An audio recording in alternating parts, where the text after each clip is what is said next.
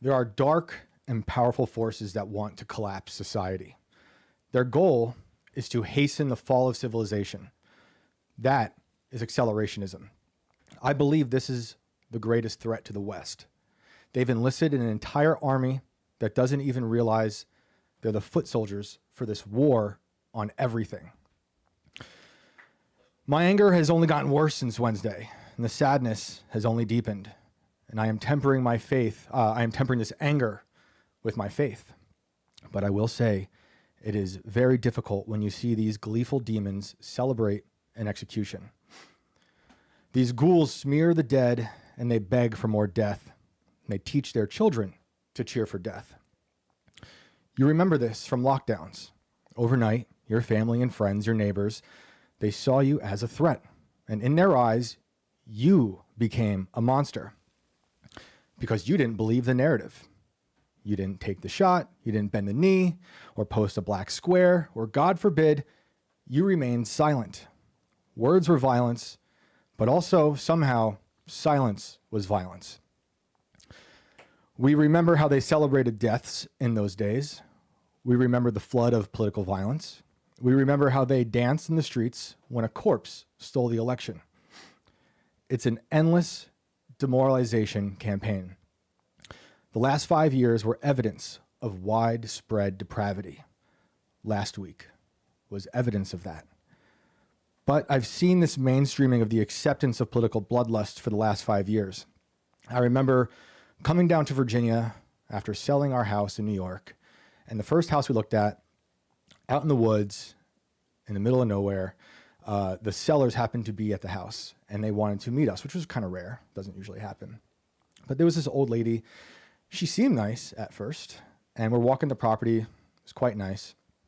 She didn't know anything about me, but within 5 or 10 minutes, she started telling me how she believed every single Republican or anyone who voted for Trump should drop dead.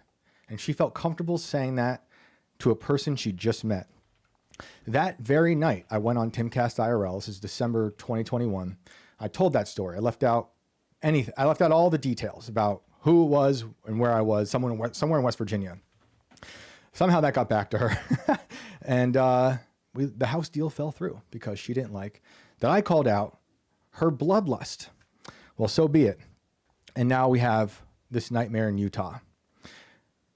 And I read this article about a teacher in Canada showing 5th graders the video of Charlie Kirk's assassination. And that reminded me of some of the events of the Cultural Revolution in China when they were executing dissidents, and they would, in some cases, drag people out into the public square, make everyone watch, bring the school children out and watch, and decapitate these people in front of the children, and make them sing the Chinese national anthem as part of their demoralization campaign to accept the new power that was in charge. But I am still extremely haunted by the sound of last week's bullet and the way it screamed over the tops of thousands of heads on that Utah campus. Haunted by that brief moment of silence before the crowd could even process the image. The sound of the crowd screaming, taking cover, running, and that horrible image of Charlie falling over. These executions don't just want to murder the innocent. They also want to traumatize us. They want to silence, scare, and confuse us. They want to burn the remaining threads that are just barely holding reality together. That is accelerationism. It's orchestrated chaos and violence to hasten the end times. And they are trying to traffic us into hell. I believe there is a widespread network of these terror cells operating in the shadows of the internet. I've been talking about that a lot today. And they want to conduct mass violence. They do fetishize it. And they are obsessed with mass murders. They are obsessed with school shooters, and they reference each other quite a bit. I also believe this threat goes well beyond leftist terror cells. We need to acknowledge that as a possible reality. But we also need to investigate who might be on the other side of these computer screens helping to fund, radicalize, orchestrate, and carry out real-world violence. I would not be surprised if there's an even bigger engine behind the coordinated madness. Part of it, I think, is the algorithm creating monsters, which turns them into a death cult that worships people like the Faucis, the Mangionis, the Robinsons, the Oswalds. These monsters are bred and groomed, perhaps, by nefarious deep state actors. The consequences of this hate-filled, over-medicated life leave these people susceptible to isolation, nihilism, and dehumanization, which turns into chaos and violence. And I have to admit, I don't believe a lot of the answers we're getting so far, but I'm also trying to be patient. So the official story, in my opinion, is never the full story. And we've seen this play out over and over again throughout a lot of American history. And clearly, Twitter also runs rampant with a lot of ridiculous theories that can easily be debunked. I saw a video of people claiming there were two men standing on the roof across from Charlie, which, if you just look long enough, it is someone's hands in the air. So, I think a lot of this, there's so much distortion that happens on the internet that are trying to manipulate your perception of these tragedies. It happens time and time again. But of course, we should all have questions, and we should consider every avenue. And I also question out of love and grief. It was not that long ago in April when I was texting with someone who was carrying Charlie's casket and loading it into a hearse the other day.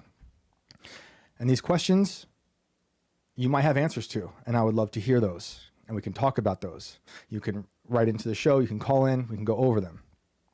But I think they're worth asking. This is one reason why I think that. And this is a quote from Charlie Kirk when he was recently on Tucker Carlson's show. He said, "The administrative state and the intel agencies, it's this fourth branch of government that the founders never created and they never designed. The fourth branch of government is unaccountable. They have unknown biographies of people that are running it, and they're unelected." End quote. And that is something we need to be looking at deeply. That is part of the deep state that Trump said he would help obliterate. And I think our normalcy bias should be rooted in the fact that, unfortunately, that is part of the normal history in America. We can look back to Malcolm X, his assassination attempt. His family is still suing right now the CIA and NYPD.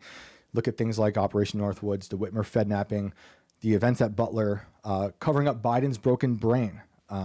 Even something like the assassination of the Haitian president, which our government, might have had a hand in. I think about those. I think about Gladio, Operation Condor, Italy's Years of Lead, and even something like the Pentagon's 60,000 deep army of what they call signature reduction, which is like a secret class of influencer operations working at the behest of our government. And that's why I ask these questions. We can look at why was the head of the FBI in Salt Lake City recently fired. They're now suing Kash Patel. We can look at who else was involved with this. Who else knew? It seems like other people knew about what was going to happen last week to Charlie. How deep does this go? Is it just a few people in this town, a few hours away from the events in Utah? Or are there more people? Who was on the other side of the screens in these chats? We should ask those questions. It's unfortunate that we have to ask those questions, but I think it's incredibly important. I also want everyone to consider the death penalty, and is that justice? Just this past weekend, it was the anniversary on September 13th of President McKinley's assassination. He was murdered by an anarchist, and they killed him pretty quick, and they put him in a casket, and then they filled it with sulfuric acid. Is that justice, or is justice letting the killer rot in a cage for a very long time? But we know that these dark and powerful forces take advantage of every tragedy. They always weaponize tragedies against us. And all of this is a symptom of the spiritual war. When I talk about the spiritual war, this is part of what I mean. The devil in the details. This is something bigger than just the material world. This is sinister evil that I think we are dealing with. I say all the time I don't believe in coincidences, and I subscribe that a lot to God being the creator, And there's also this evil that is building this architecture around this world of ours, this fallen world. And I can't help but see this devil in the details. For instance, I don't think it's a coincidence that the Catholic Church shooting that just recently happened, that horrible shooting, happened just 9 minutes from where George Floyd died. I don't think it's a coincidence that Irina was killed and it turned into a question of race, which had people doing the inverse of what happened after the George Floyd riots, posting white squares. And I don't think it's a coincidence we had to see Irina and Charlie both bleed out of the left side of their neck. This is evil at work. Also, it is very bizarre to me that George Floyd and Charlie Kirk were both born on October 14th. The spiritual war unmasked itself last week. That's why we've seen churches filled on Sunday. People are witnessing evil. People can no longer ignore its position in the world.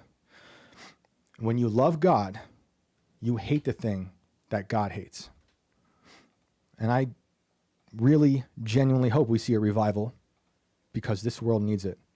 And I also want to say that I am praying for this suspect, that nothing happens to him while in custody, because we really need the chance to weigh his answers against this narrative. And I am reserving judgment as it goes on and we watch this narrative unspool and hopefully make more sense, because we do need justice in this evil, evil world. But I'd love to hear what you guys think about that. Write in, call in. Just had to get that off my chest. It's been a long weekend of thinking about these events, and I am furious. And like I said, I am tempering that anger with my faith and holding my family. But we know history. We know RFK Jr. questions even his father's assassin. We still don't understand JFK. That's why I reserve my judgment and I want justice. Brandon, how are you? I am okay, Shane. I am getting by. Welcome back, everybody. It's a brand new week, but it still for some reason feels like we're stuck in last week and a little piece of the week before for some reason. Maybe that's just me. I don't know. But it's good to have you guys back. We're going to look into some stuff tonight, and we're going to take your calls in just a little bit. The link should be out there. Let me know if you don't see it. I'll go ahead and throw it back in there. And yeah, let's get into the weirdness. Shane. We should take a quick break and tell that story. And Brandon, I'm going to let you start it since it started with you. So when we got out of here Thursday night, me and Shane were out in the parking lot doing our kind of after show spiel where we talk and, whatever about what we're going to do. And we saw a bunch of, at the time, we referred to them as UAPs because we didn't know what the hell they were. They looked like stars. They were moving kind of erratically at certain points. And slowly we uncovered like 6 or 7 of these things kind of floating a mile apart from each other directly over us. And we're kind of like, wow, well, that's weird. My head immediately went to drones, and I'm like, well, that's the only, logical thing that it could be is a bunch of drones, but why the hell are drones out? And it looked like they were flying super high. And there were a lot of them. And, it's midnight, 12:30 out here once we get done with the show. So we're trying to figure out what the hell is going on. Everything gets weird. And then on top of that, we see like what looked like a shooting star basically come right over our heads, flying towards one of these things. And the entire time me and Shane are like, did you see that? Did you see that? Holy shit, did you see that? And we were looking for a logical answer. So we go and talk to one of our security guards on the grounds. And he goes, oh, yeah, I see those all the time. And we're like, really? That's crazy. And then he's like, yeah. And then I also see, and he basically proceeds to describe a cryptid to us. And says that he saw a cryptid crawl across the lawn one night while he was sitting there in his truck. And I guess he had his weapon at the ready, but didn't get out of the truck, didn't discharge the weapon, and or whatever. I guess this thing just kind of crawled off. And he Shane, what did he describe it as? Was it an anteater? He said. At first, it was on all fours, and it looked like an anteater with long hair. And then when he looked at it, and they made like eye contact, it stood up on its hind legs and ran towards where we park. And he was nonchalant about it. No, like seriously, it was not like a she's like, oh yeah, totally. Like, and we're like, dude, why are you so calm about this? He's like, I see this shit all the time. He's like, I just kind of, I just sit here, and if it's not a security threat, then I don't do anything about it. And it's like, okay, well, cool. So me and Shane are walking back, and we're like, all right, cool. So we just saw like 7 UFOs, and this guy just said that there's cryptids on the grounds. Perfect. Cool. Perfect. So yeah, I went in, and I asked Tim about it the next day, and Tim said farm drones. So I looked into farm drones, and it turns out that these things do exist. They do. They are. But do they fly that high? We were looking at things that's the that question were we're high. trying to answer, because these things looked like they were up there, and it might have just been the angle. It was hard to see. It was nighttime. All that good stuff. And these things just looked like stars off in the distance that were just getting wonky, man. Like they were getting crazy. And I'm looking at some of these, and these things do look like they have high maneuverability. They range from anywhere to like, $5,000-$6,000 upwards of like 30 from what I can see. And it's for like hydro agriculture, stuff like that, spraying crops, whatnot. I just don't understand why we saw 8 of them at 12:30 at night, spaced like a mile apart in almost a perfect Some of circle those around us. above us were so high. Why? Like, I don't know. If we got any farmers, let me know. Do you guys use these things at night? Like, are you monitoring cattle? Do they have like infrared? Like, what the hell? And if so, are they that high up? Like, these were really high up and moving very strangely. It wasn't like they were moving around in big like ways. It was creepy, a dude. small erratic like this. Like, did we come over here? Yeah, come and right it back would just be over like, here? yeah. And they it's all like, moved like that. why is this doing it? And then we noticed another one, and then another one, and then another one, and it turned into like, holy shit, Shane, we're surrounded by drones. Like, what is this? I just assume we're in the Truman Show now.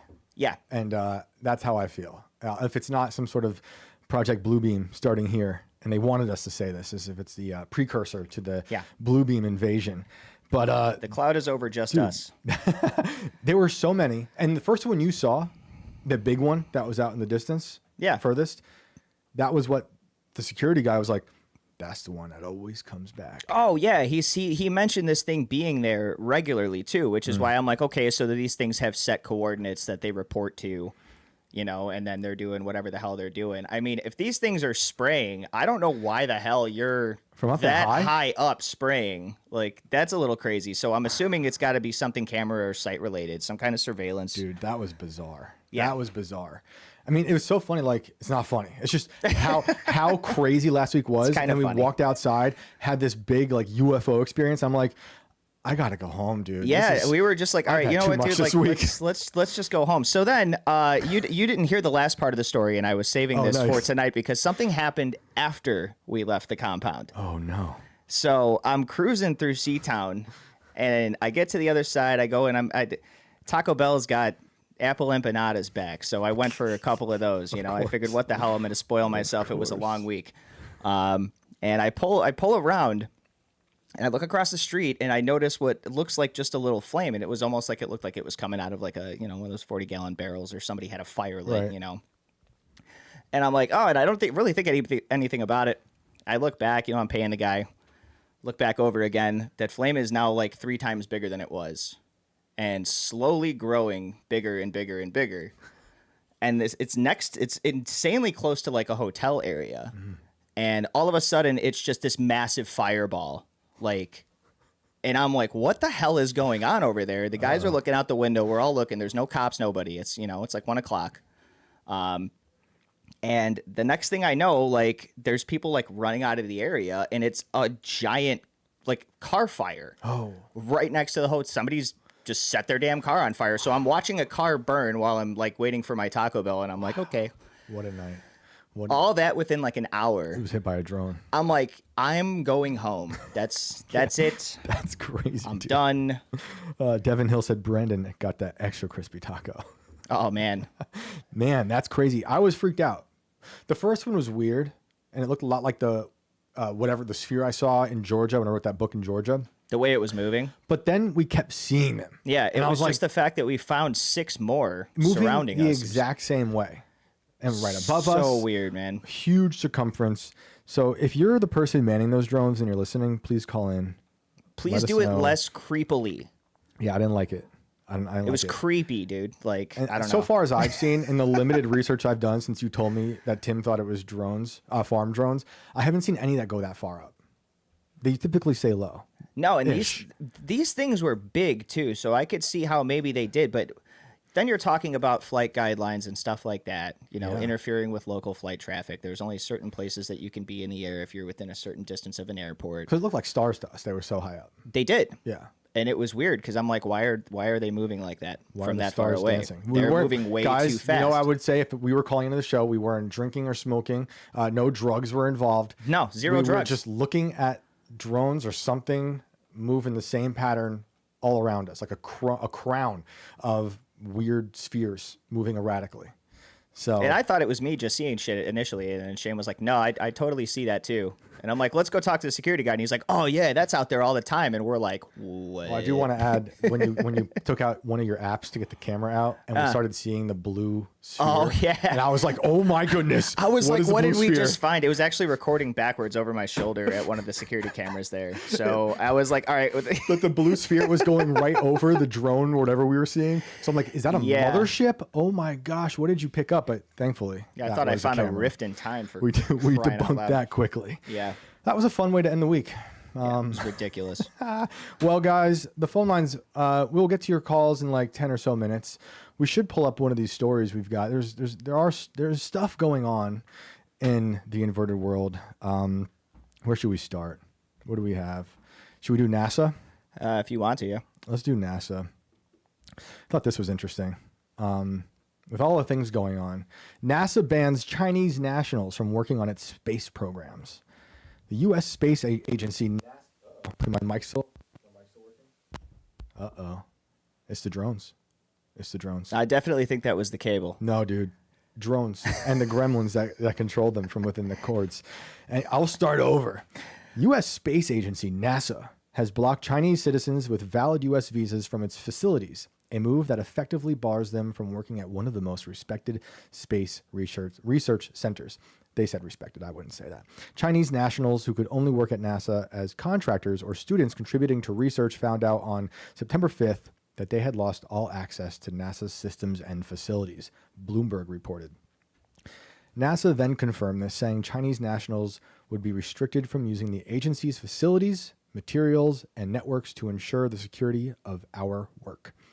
China's accelerated space program has alarmed the U.S. and ramped up the race between the two biggest economies. Chinese astronauts are already excluded from the International Space Station because Washington has barred NASA from sharing its data with China. I do want to add really quick that I like that we work together to some degree in Antarctica, but fake space is off limits. The latest restriction from NASA only adds to the decline in scientific collaboration between the two sides because of national security concerns. As they compete to gain a technological edge, Beijing and Washington have also grown increasingly wary of each other. The suspicion has made it harder for some Chinese students, especially those studying science and tech, to get visas or even enter the U.S. once they have secured a visa. There have also been several cases in the U.S. recently of alleged espionage by Chinese nationals and scientists in particular that have increasingly come under the microscope. I haven't gone past this yet, but I will say, I want to interject right here that we've caught Chinese nationals with like bio warfare. I think even this year, definitely last year. Yeah, we that also, was a couple months ago. right? We brought up on the show. Yeah, or it was one of the stories that we were looking at that didn't make it to the show. Yeah, that might be it. It was one of the two. But that's happened a few times. It happened like during COVID as well. And how could we forget Fang Fang, the Chinese spy that was pegging Eric Swalwell out there in California. Fang? I think that was her name. I don't know how you say it. I like saying Fang Fang. It might be like Fung Fung, but I like Fang Fang. You know how I do. It is unclear, the article says, how much notice NASA gave Chinese nationals who were working for the agency. Bloomberg reported that they had suddenly found they were denied access to the agency's data systems and were barred from participating in meetings relating to their work, both in person and virtual. I ask, how come they waited till just now? This probably should have happened a while ago. From the sound of it, they didn't warn them at all. No, it should have happened years ago with all the issues we've had. That's just straight up like your access has been revoked. You're not on the Something. list. I can't let you in. Something Like, happened. They caught something and they're like, we got it. nip this in the bud because they're trying to intercept. They found out they're trying to intercept the aggressive hostile probe that's flying here, with China being on the dark side of the moon. I was going to say maybe it has something to do with the dark side of the moon, but I don't know. It could be more than that. That's where I go. That's the simplest explanation in my eyes. NASA's press secretary, Bethany Stevens, told reporters that NASA had indeed taken internal action pertaining to Chinese nationals, including restricting physical and cybersecurity access to our facilities. That seems appropriate. China has made no secret of its space ambitions, with both Beijing and Washington competing to send their crews to the moon. It doesn't say back to the moon. Curious. We're in a second space race right now, NASA's acting administrator Sean Duffy told reporters in a news conference on Wednesday, where he spoke about U.S. discoveries on Mars. The Chinese want to get back to the moon before us. That's not going to happen. I should say, we talked about it just a little bit last week, but when they say these discoveries on Mars, just last Wednesday in the morning, NASA gave a press conference when they announced they found ancient life on Mars, microbes. The director of the General Technology Bureau of China's manned space agency last year said U.S. concerns were unnecessary, calling China's space exploration a collective mission for humanity. Sounds communist. Get out of here. At a U.S. Senate hearing last week, lawmakers stressed the need for the U.S. to put its boots on the moon before China. Again, not back on the moon. China had, is BBC trying to tell me something? China had made no secret of its goals, said Republican Senator Ted Cruz. If our adversaries achieve dominant space capabilities, it would pose a profound risk to America. The stakes could not be higher. The race is not just about getting to the moon, but also who can control its resources until they are there. I'm going to repeat that in the way I would write it. The race is not about just getting to the moon for the first time, if the moon is actually a thing, but also who can control the moon. That's what it should say. The moon contains minerals, including rare earth metals like iron and titanium, and helium too, which is used in everything from superconductors to medical equipment. So there you go. China has been kicked out of NASA once and for all. Should have happened a long time ago. And should we pull up that other one really quick? Because this one's been making the rounds. I don't know how I feel about it. This life form. Thank you all for tagging me in it on Twitter today. This is quite interesting. You know how I feel. Probably not real, but it would be fun if this is the next psyop. So, current word on the street. What are they saying on the street? Is that they're saying we need to get you another mic cable. I don't know what the hell is going on with that. Oh, thing it keeps shutting out? Oh, Check man. your, you see this guy right here, this silver part? Make sure that's pushed in all the way. It should click. Yep, it's clicked. Yeah. All right. It was already clicked. That's Sorry, weird. guys. I'm going to have to look at that. Anyway, word on the street is that a meteorite crashed into this guy's backyard. And this man apparently has been witnessing what he's calling an alien life form growing out of it that has been compared to venom. I think he's calling it venom. I wouldn't be surprised if he is, because it basically does look like some kind of a symbiotic extraterrestrial of some sort. If you're familiar with the movies, they look very, very similar, and it is growing out of a rock. So real quick before we look at it, I just want to shout out to Jay in the comments. He said, ugh, someone's going to nuke the moon. I think we're heading in that direction. We're heading in that direction. So let's take a look at this alien life form. Yeah. I need to vet the audio here, but ¿Qué fue? I don't think we have any weird music playing in here, so this is apparently the crash site for the meteor, which is interesting. ¿Quién corre? Ven a ver. ¿Quién?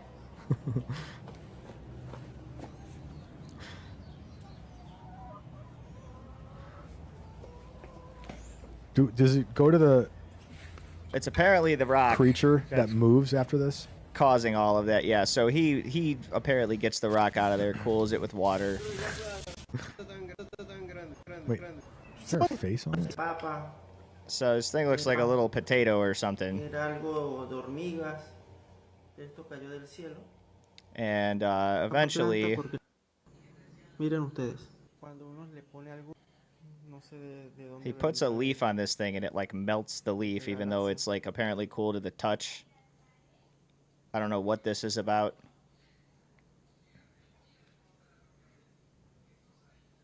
But apparently plant life doesn't like it. So now this is, and you can see this thing is like moving. Since it's not in English, Yeah, I want to believe it. My Spanish translators out there, hit me back with anything that sounds illegitimate here. I don't know what the hell he's doing touching that. These gringos will believe anything. So, my thing is if this guy really has this guy doesn't really have this. Like, somebody would have jumped all over this. Our government or theirs.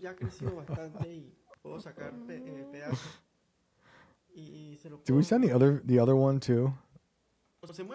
I have the other one too, but this thing apparently is getting massive. Let's pull up that other one where they can see a closer view of it from Concerned Citizen. Yeah, and that one. It looks like it's breathing, so that's fun. It's like kind of pulsing. I've had this at a Mexican restaurant.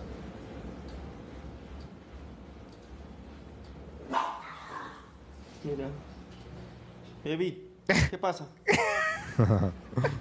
I don't know. Maybe it's the alien on your counter. He's keeping it in a fishbowl. You guys think this is real? As the hostile probe hurtles towards Earth, do we have an alien life form growing from a meteorite? I don't know how I feel about this. This is I think this is not a thing, but at this point, dude, whatever. I feel like I could stage this with a small fan, some sponges, and a little bit of lighter fluid, and a shiny rock. I wish I could interview it or these people. If we have we can get those. Aren't they selling earbuds now that can translate in real time? Yeah, I think that's the new new version 3. Tim, AirPods. I need these earbuds, AirPods. What do you call them? I don't know. I think they're AirPods. I'm a caveman. We need those so we can interview these people and get down to business. Yeah, I could just pop one of those in and be like, okay, yeah, hombre. Well, you guys think this is totally real, right? I see you guys saying symbiote. Could be. This could be. Asmo says they already nuked the moon, which implies that I guess there was a moon to begin with. Likely. It's likely.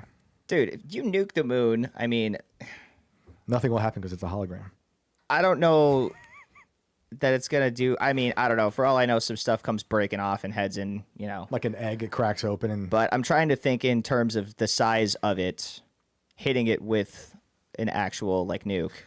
Well, Elon... Maybe it knocks it off its axis or something. Elon hasn't talked about the moon in this regard, but he has talked about terraforming Mars. He said this on Colbert years ago.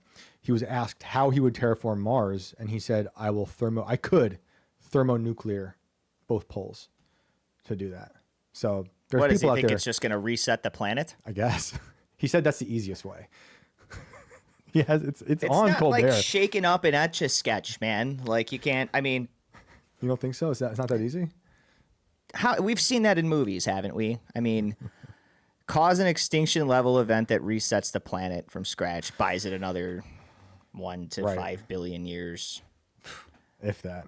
If or in the hundreds numbers. of who knows how much time it buys, if any at all. But I don't know. They're really getting us with the space stuff. They really that story about the Mars thing was buried obviously because of what happened last week with Charlie. But any other week that maybe it would have been big news. But I don't even know if people care anymore. I don't know. They literally said we found ancient life on Mars. Do you believe them? I don't know. Do you care? Do you guys care? It's another thing where Shane probably doesn't think it's a coincidence. Dude, did you hear what I said in the beginning? This is all orchestrated. It's part of the plan. We're getting all of this information and all of these videos in a time where people are less inclined to believe videos because they're more than likely now fake. Or they're gearing us up. They're conditioning us to believe whatever thing happens down the line that involves extraterrestrials to make you believe in it. And they'll be like, see, we told you all along. We had bogus spheres. We had meteorites giving birth to symbiotes. We had UAP hearings. We had Anna Paulina Luna on Joe Rogan talking about interdimensional beings. We've been telling you the whole time. Now just believe in the space invasion and go back to work in the mines to build the bombs we need to blow up the fake aliens that Elon made so we can take over the planet once and for all. Let's discuss for a moment here, just a short moment. Yep. Let's pretend that this is real. Okay. Did you say Israel? Is real. Let's just say for a second this is real. Let me just try to imagine in your head this is real, right? It's really hard, but I'm doing my best. This opens up the idea that we're alien and showed up on a rock as a giant flaming puddle of piss, and grew out of it and wiggled and learned how to do whatever and evolved up until the point that we are. So which makes maybe all life on this planet alien. Who knows? But that opens the possibility to that. 2, this thing is living with apparently a random Mexican guy. Classic. Who knows where the end of that story goes? Like, when are we going to see this thing? If this thing is actually real, how long does this guy have before the government shows up at his doorstep and wants all of it? That's the next part. They take it, they confiscate it to make it more believable. I'm waiting to see if we get some follow-up videos in a couple of weeks, and this thing is now living in his bathtub because it's so massive he can't, this is the makings of like the Blob. Yeah. It turns into a girlfriend. Part 3 or whatever the hell. I do see Darth Tater. I see you say the moon is Jewish. I will say, the moon is Jewish because when you question its reality, people get very emotional. I've noticed. So take with that what you will. The moon is Jewish. Come on. The moon is the yarmulke for Earth. Everyone knows that. The alien is illegal. Yeah, aren't they all? Well, I don't know where this is going, guys. I see you guys.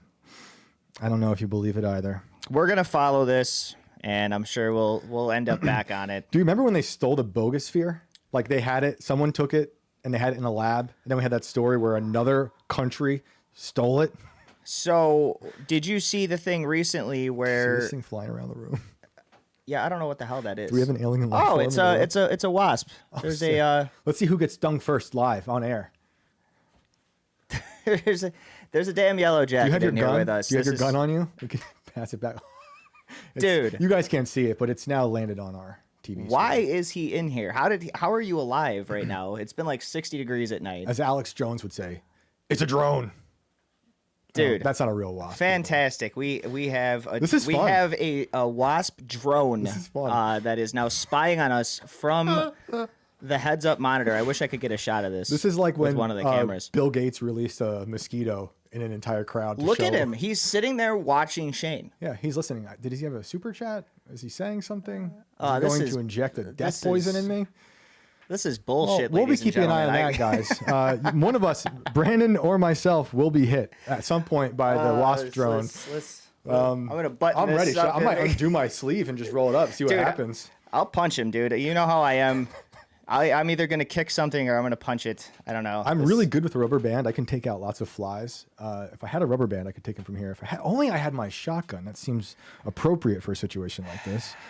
Well, while we wait to see which one of us is stung first, tonight on Inverted World Live, let's get to some callers, shall we? Absolutely. All right. Woo-wee. So we're going to jump on the phones. Don't forget, like, comment, subscribe, share the show with everybody you know. We are going to go to Francisco Martinez Santana for our first caller of the night. I'll be right back. Are you gonna? What shit? Oh! Oh! Not taking it. Oh my God! Not taking it. I'm not messing around. So, ladies and gentlemen, if you missed it, Shane Cashman, who does not approve of the death penalty, just executed a wasp in our studio live. And it's filled with wires. Did you at least make sure he was dead? Like, did you completely kill him? I'm waiting for round 2, honestly. He can come back, and I'll let him do his thing. Dude, if he round 2s, he's going to be pissed at you and me. No, his robot guts are all over the screen. Sorry, guys. Take that, Bill Gates. Sorry, guys. Not today, Bill Gates. Not today, Taliban. Whew.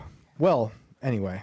Thankfully, Should have done it with my fist. no connection with that. That's a drop. So we are going to go to the next person. 3-star perfect. You said hypocrite. Look, when it comes to my friends and family, I will defend. Let's go to the next interesting name that I see, Luis Enrique Rivera.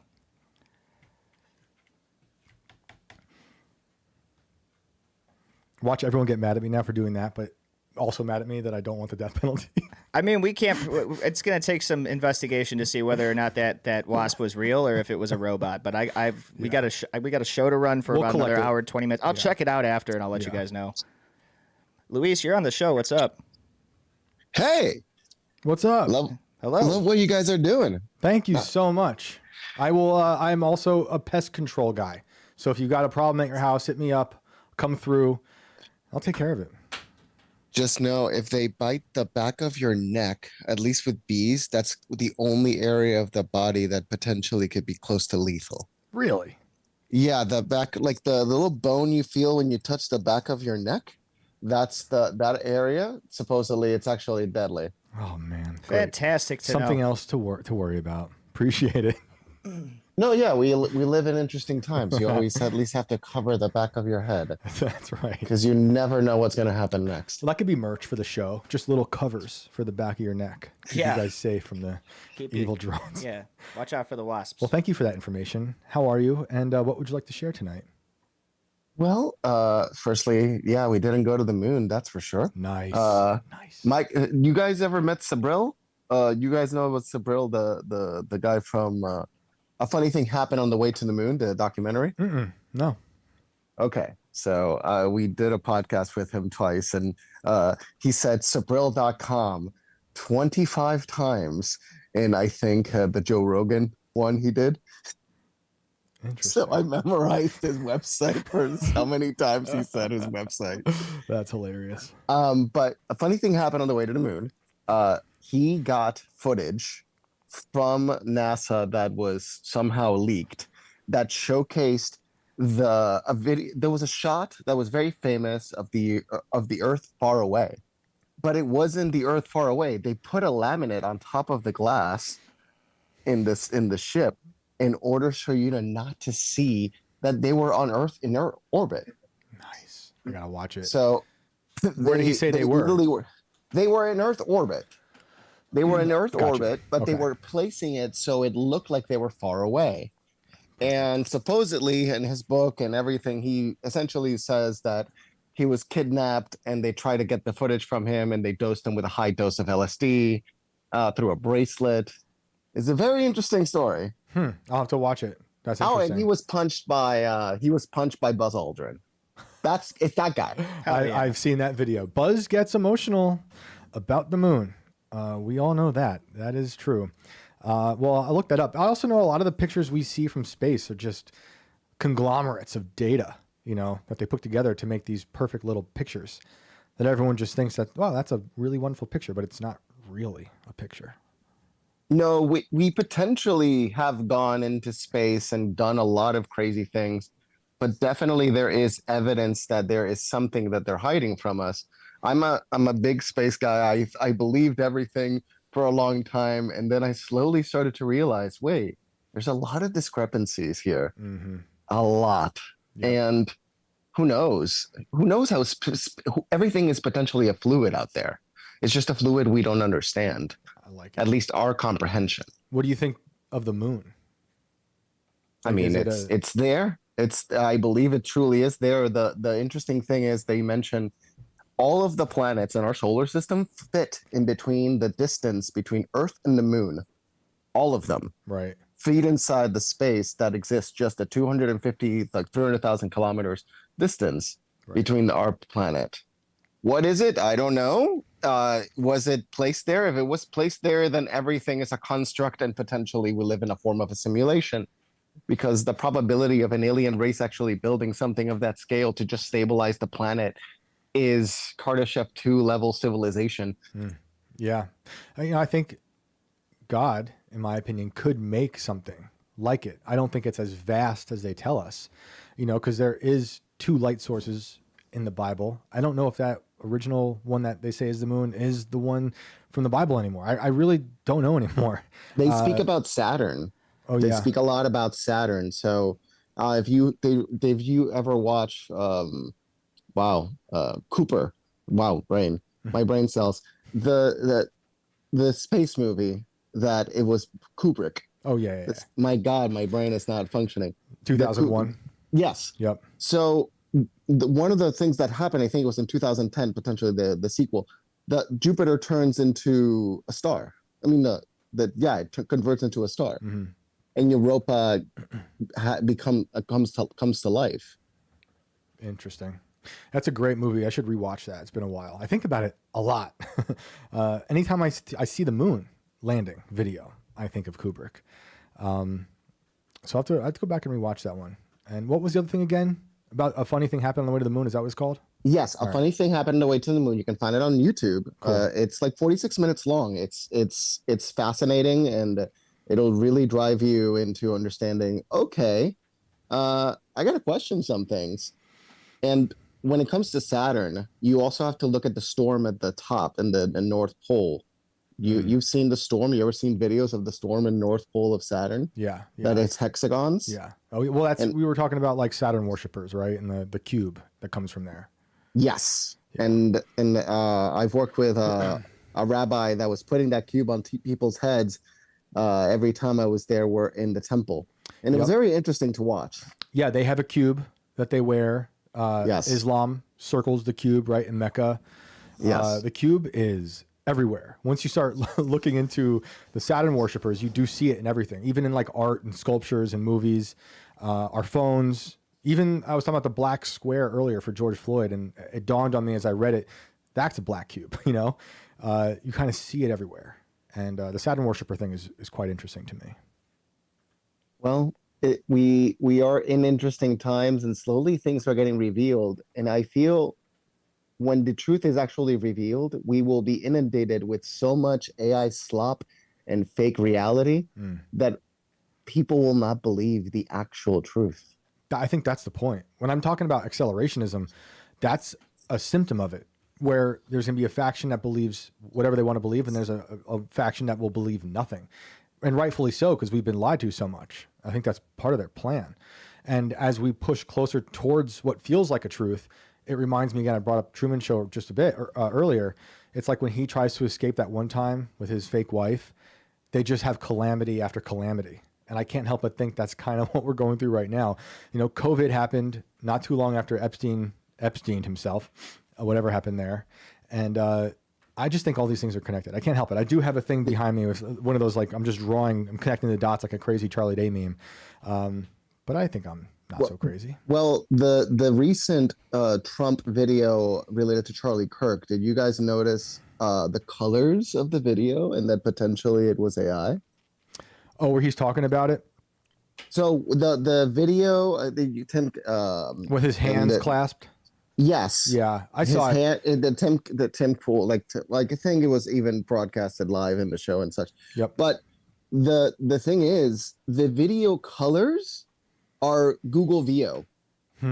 So I work a lot with AI, and I can tell you that once you look at it, you're like, this is AI colors. Potentially, it was his voice. Right.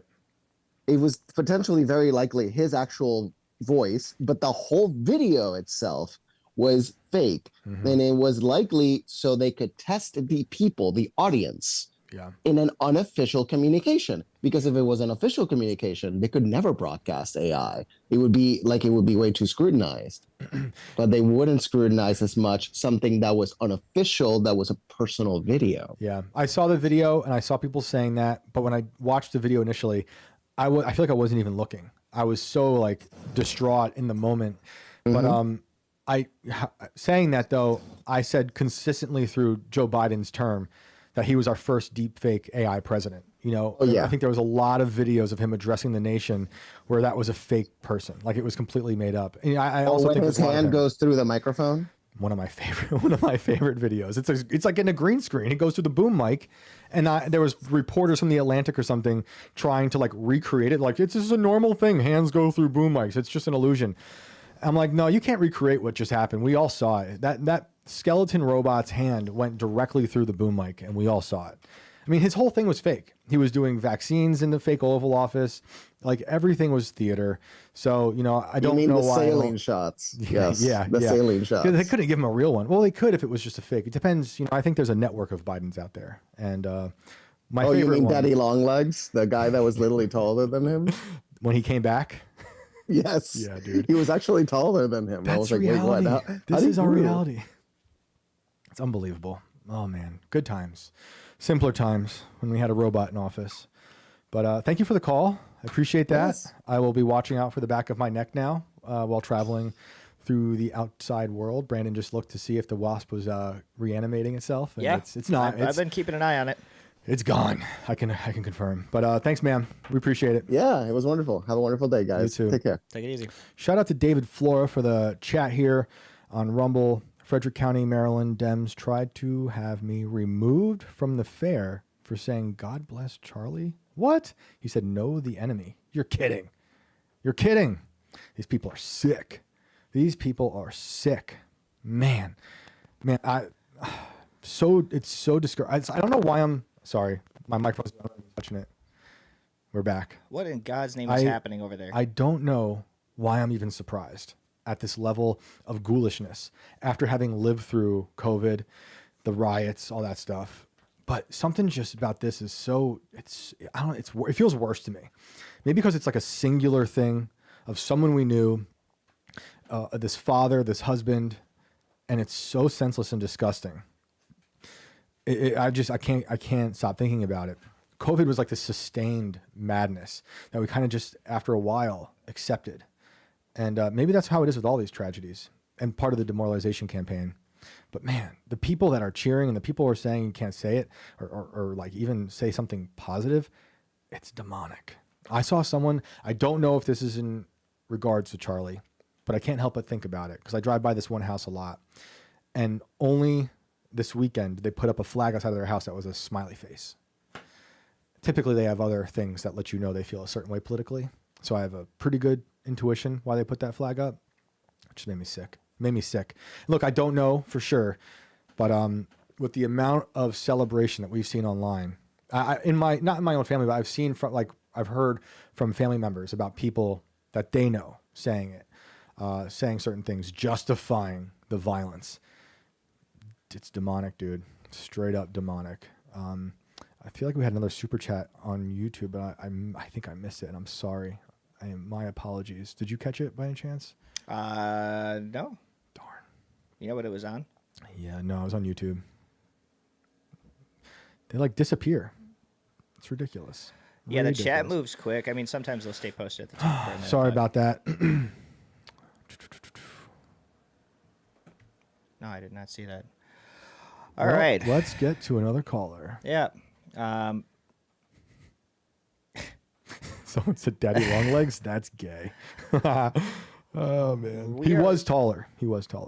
I want to see if we can go to Francisco's back in here. I think he dropped, so I want to see if we can bring him back in really quick. Someone asked if Robert said Shane is Pluto a planet. Someone said Daddy Longlegs? That's gay. Back in the day when I believed in planets, I wanted it to be included in planets, but now I just think it's part of the psyop. Francisco, Hey, can guys. you hear us? What's up? Oh, finally, I'm back, All right. babe. Let's do it. What's going on? I wish it were in better circumstances. Seriously. I feel for you guys, and the things that has happened the past week has been really hard. Mm-hmm. Maybe you think this is like literally something you guys are feeling in the United States, but I think that all Christians around the world are really saddened for what happened. Mm-hmm. Big time. And I feel for you. I feel for your country. Like I told you last time, when I was a kid in the 80s in the United States, people used to love your country. I remember like pledging allegiance just out of respect for your country as a foreigner living there. and now I see that everybody hates you, and I mean, Americans hating it itself. So it's really sad. So I hope you get through this, but there's only one way to get through this, but through it. It's So true. I want you to be patient, and there are some people that are that definitely are like maybe too far gone, but you know, most of the country will get through this, and just hang in there. And I don't think there's no other way through this. And in a lighter note, besides what you talked about, the moon and everything, I think that I just wanted to like change completely the subject. Maybe Yeah. it's for our own health. Go for it. To try to not think about this 24/7 for 6 days or 4 days. I don't know how long it's been. It's hurt me a lot. Oh my God. Anyways, God, God bless him and his family and the strength of his wife and children. Amen. But there's nothing we can do about it. But anyways, what we can do is try to move forward and try to, you know, not normalize political violence, but try to, you know, fill our lives with other things. Okay? If that's okay with you guys. Yeah. Well, okay. I just wanted to, last time I talked to you guys, it was about, I appear here as Francisco Martinez Santana, which I am, which I will never be as a guitarist as he is.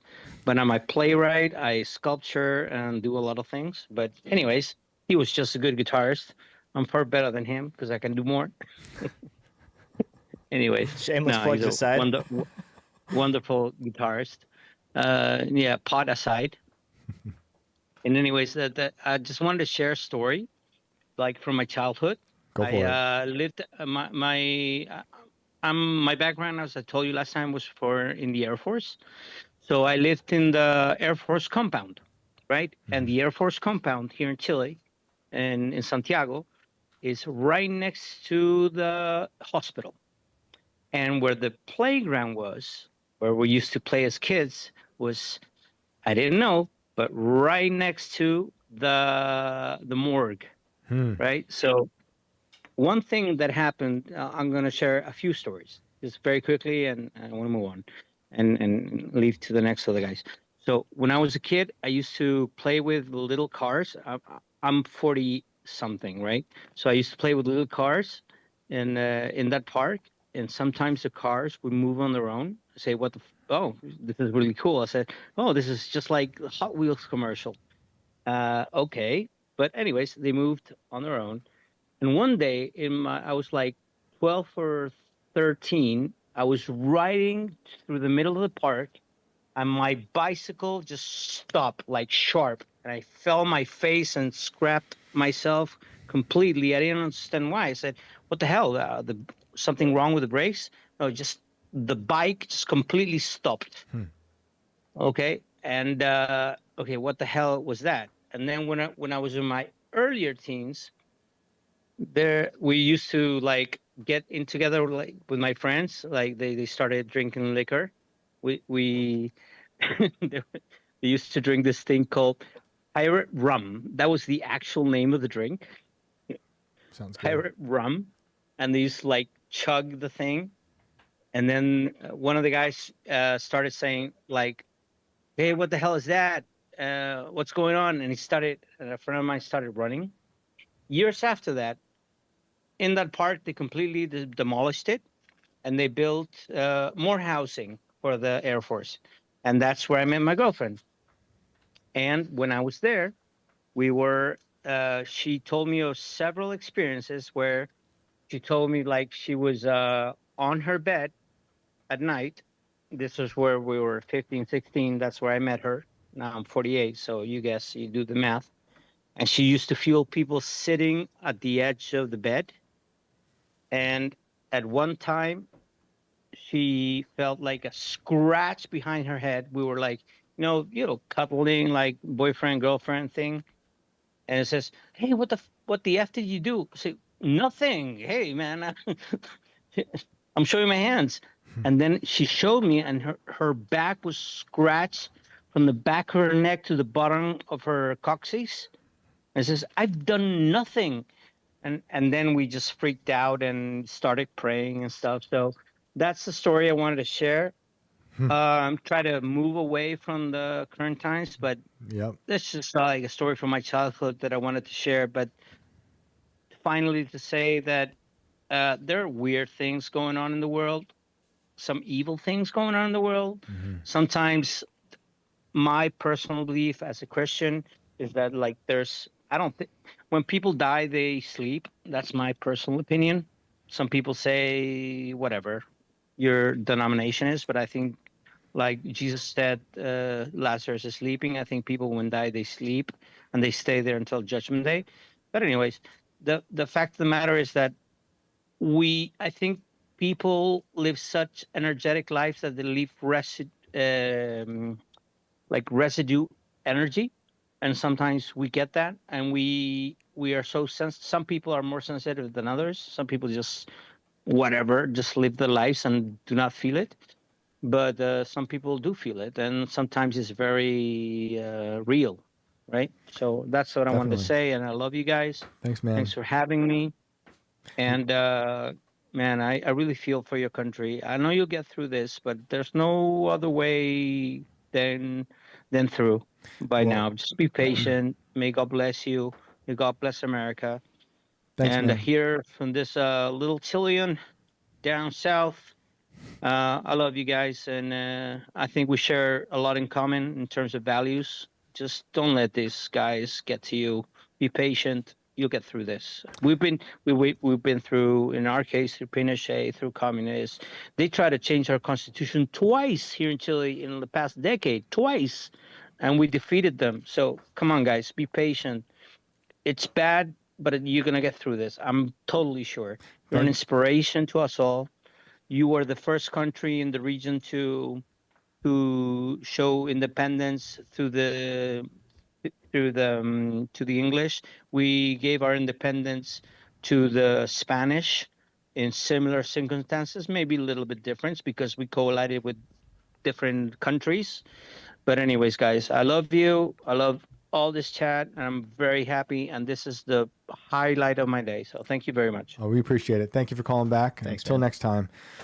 Yeah, it's the only way out is through. It's just super dark right now. But that's part of life, and we're trying to remember how much beauty is out there. And there goes my microphone again. Maybe it's me. I just keep punching it. Can you hear me? Yeah. Oh goodness, sorry guys. It's Gremlins. It's not the cord. I'm sorry. I've got right now the forward flash premonition running through my mind of all the work I'm going to have to do to fix this issue over there before the next show. So don't mind me. Sorry. I just Sorry, dude. You're Sorry. good. It's the wasps. I think there's a nest inside. The No, it's microphone. weird because it did this a while ago and then it was fine, Totally fine. and now it's just in complete dick mode. And again, last so week that's the great. stand worked perfectly. Remember, it was like falling on me. It was wonderful. Yeah. Oh, I fixed it again. Yeah. And it's like that. The one that you want to play with is this guy right here at the joint, underneath. Yeah. This Yep, guy. Yeah, down I right know. there. It's 'Cause tight. You can adjust that guy without having to move that guy. You know what I'm saying? It's tight. It's only messing. You know, it's only one guy. I know. Taking the guy out of the equation, Shane. I'm just not gonna touch it. You know. I'm not touching it.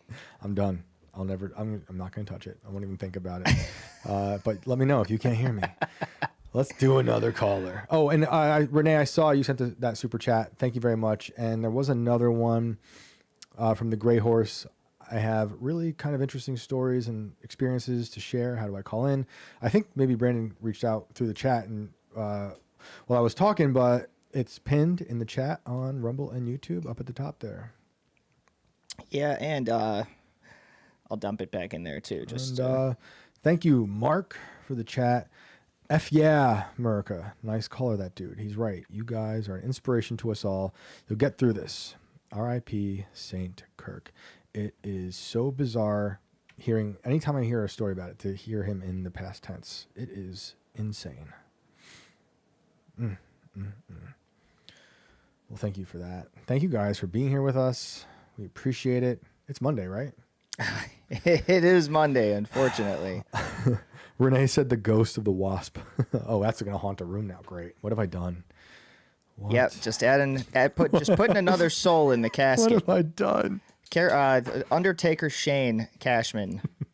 I was a gravedigger for a while. Have I said that part yet? Barrier of horses, murderer of wasps. I dug human graves. Did you do like insurance or anything? No insurance. Yeah, I feel like you had like a secret insurance job for like 2 months. Not that I it just remember. didn't work out. Not that I remember. Okay. No. In like 2013, I was paid to write tweets for like some like New York City based history thing, and if you can imagine, I'm sure this is quite a surprise to everyone. My tweets were way too long and too esoteric, so I got fired. Fantastic. Yep. Darth Tater JD was on fire today. You know that was a really nice tribute. That last statement JD Vance gave was pretty powerful. Pretty powerful. Yeah, Corn Popeye was a gravedigger. They pay well, and it's a lot of solitude. Shane equals Jake State Farm. Thanks, Lagoat. I feel like I keep seeing shit flying around in my peripheral right now. That is the ghost. Like I felt like I just saw that. There might be a nest in here. It's getting cold out. They found a dark corner of this giant. There's no haunted way. house. Like And I they're- remapped this entire thing. I don't know how the hell he got It's in like here under though. your desk or something. He had to have gotten in from It's somewhere. under your hat. Because this thing, I had this bitch sealed up tight. Yeah, it makes no sense. He followed me in. He might have been in my pocket. Maybe he realize. did. Maybe he like rode you in. He might have. He was like on my thing. There was a bug on me earlier, right before IRL. Right before I went in, they were like, "You got a bug on you." I'm like, Hang on, you telling me this wasp made it all the way from IRL to IWL before he was it's possible. executed without a trial? I'm Candyman. Oh, man. That shit's not funny. All right, let's go. do it. Let's go Ryan to- Cresos, Ian Carroll showed Epstein Teal Vance connections. Oh yeah, we've talked about that on the show a bunch. You can go back to like episode 50 maybe of the show, and I kind of did a long look at those people. And yes, Robert, I have plenty of good bartender stories. I used to work in a music venue and bar backing and security, and the amount of shit that would go down in Chicago all the time was ridiculous. We do not have the time for that right now, though. Let's go to Steph. Let's do it.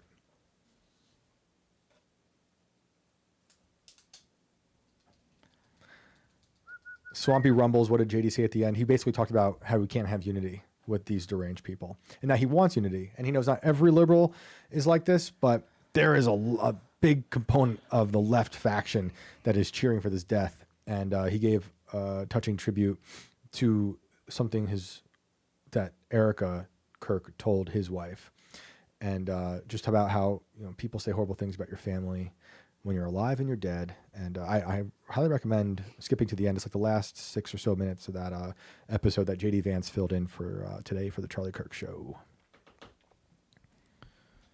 Getting joint lag. Oh, the old joint lag. Is there a pill for that? No. Well, maybe there is. Who knows? Pharmaceuticals got everything nowadays. But it tends to, as I've seen with most things, cause more problems than it solves. It's like, yeah, like treat your Always. cirrhosis Yep. in 6 months, full remission in some patients, but side effects include death, swelling between the groin and anus, just Diarrhea just out of your ears. like just horrible, horrible shit. Yep. But But the psoriasis is gone. Yeah, but you don't have a skin problem anymore. Yeah. Don't you look nice? Classic Don't big pharma. Don't you just look nice? Look at you. You've been taking something? Yeah. It's funny how like pre-COVID, SNL used to have so many jokes about the pharma commercials. I haven't seen those in a long time. They don't make fun of it. Wonder why. Wonder why. All right, I don't think we're getting Steph. All right, we'll come back, I think Steph. We'll try again. Steph's getting the boot. You are in the shadow realm. Let me see if I can bring somebody else in here without completely crashing the Zoom meeting. Renee said he wrote him in. LOL, gay. Yeah. Yeah, totally. Done. Oh goodness. Totally. I think this is pronounced cyber, Whoa. but I don't know. Who said this? Dead Fish Cheese Spread said Triple H was on Kill Tony. Are you kidding me? I believe it. Oh my gosh. This is what I watch when I go home after the show is Kill Tony, and it's Carrot Top and Triple H. Oh And yeah. I got to say, the last Carrot Top episode was amazing. I feel like Carrot Top could kick Triple H's ass now. Have you seen him? Carrot Top is jacked. He's like jacked. Yeah, it's he's crazy. jacked. Sick. It's like a I'm really looking forward to swole clown. that. And Tony loves pro wrestling, so that'll be awesome. Hopefully that means Triple H was on Joe Rogan recently. What's up? I got a short little story when I was probably 10 or 11, spooky at the time. Let's hear it. I was watching what was it called? Unsolved Mysteries on NBC. Ooh, yeah, good one. And they showed a video of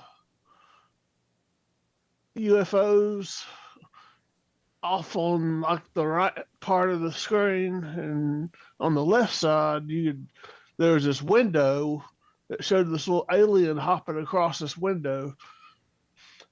And so now I go to bed. I forgot my window was open. And so I go in my room and I'm hearing this breathing sound.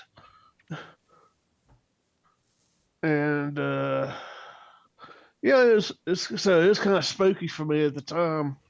But I reached up in my hand under the curtain, closed the window. And that's really all the story. Man, where are you calling from? What state? Where are you from? What's the accent from? Oh, Chattanooga, Tennessee. Oh, nice. Okay. I love Tennessee. There are a lot of weird stories down there. Yeah, there's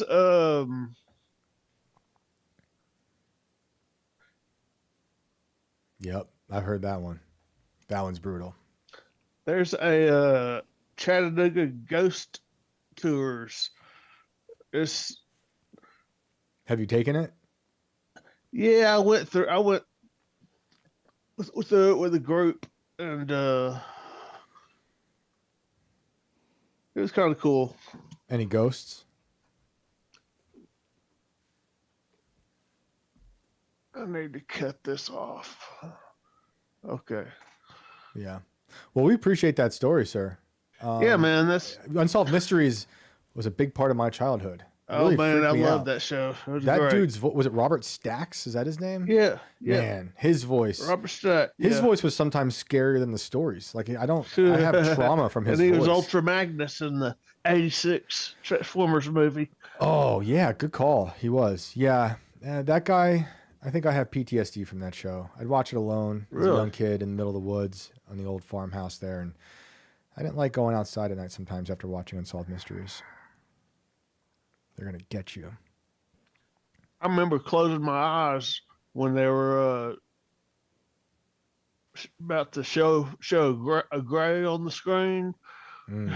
And I just had to look away. I did not want to see it. Avert your eyes from the gray. Well, appreciate it, man. I hope you have a All great right, night. man. Have a good night. Take Love it the easy. show. Thank Peace. you. Thank you. Shout out to Chattanooga, Tennessee. I love Tennessee. Tennessee rules. And Unsolved Mysteries. Man, great show. Great show. Yeah, Butthead said, Unsolved Mysteries scared the S-H-I-T out of me. Dude, scary show. Great theme song. do you think? Everybody's poking at me because I was trying to keep my face. From what? I From read what? I don't understand. I read something in chat that I couldn't hold it back. I don't know. It was bleeding through my face. Bleeding through your And it was someone said, "Dude smoking beers." Germ sounds rot. It was delicious. germ rot. Dude smoking beers. Amazing. I lost Amazing. my shit there, dude. Thank you for that. That was funny. Delicious Nugget says, was it a possum? You never know. They're spooky little creatures. I've seen some big possum in my day. Dude, in Real big Chicago, we possum. used to get them a lot Yeah. too. Probably gangs of possums out there. Oh man, it was nuts actually. My goodness. Well, should we get to a caller? Yeah. Let's go. Arthur's in here. Let's bring Arthur on. Right. Agent TX said, smoke beers every day.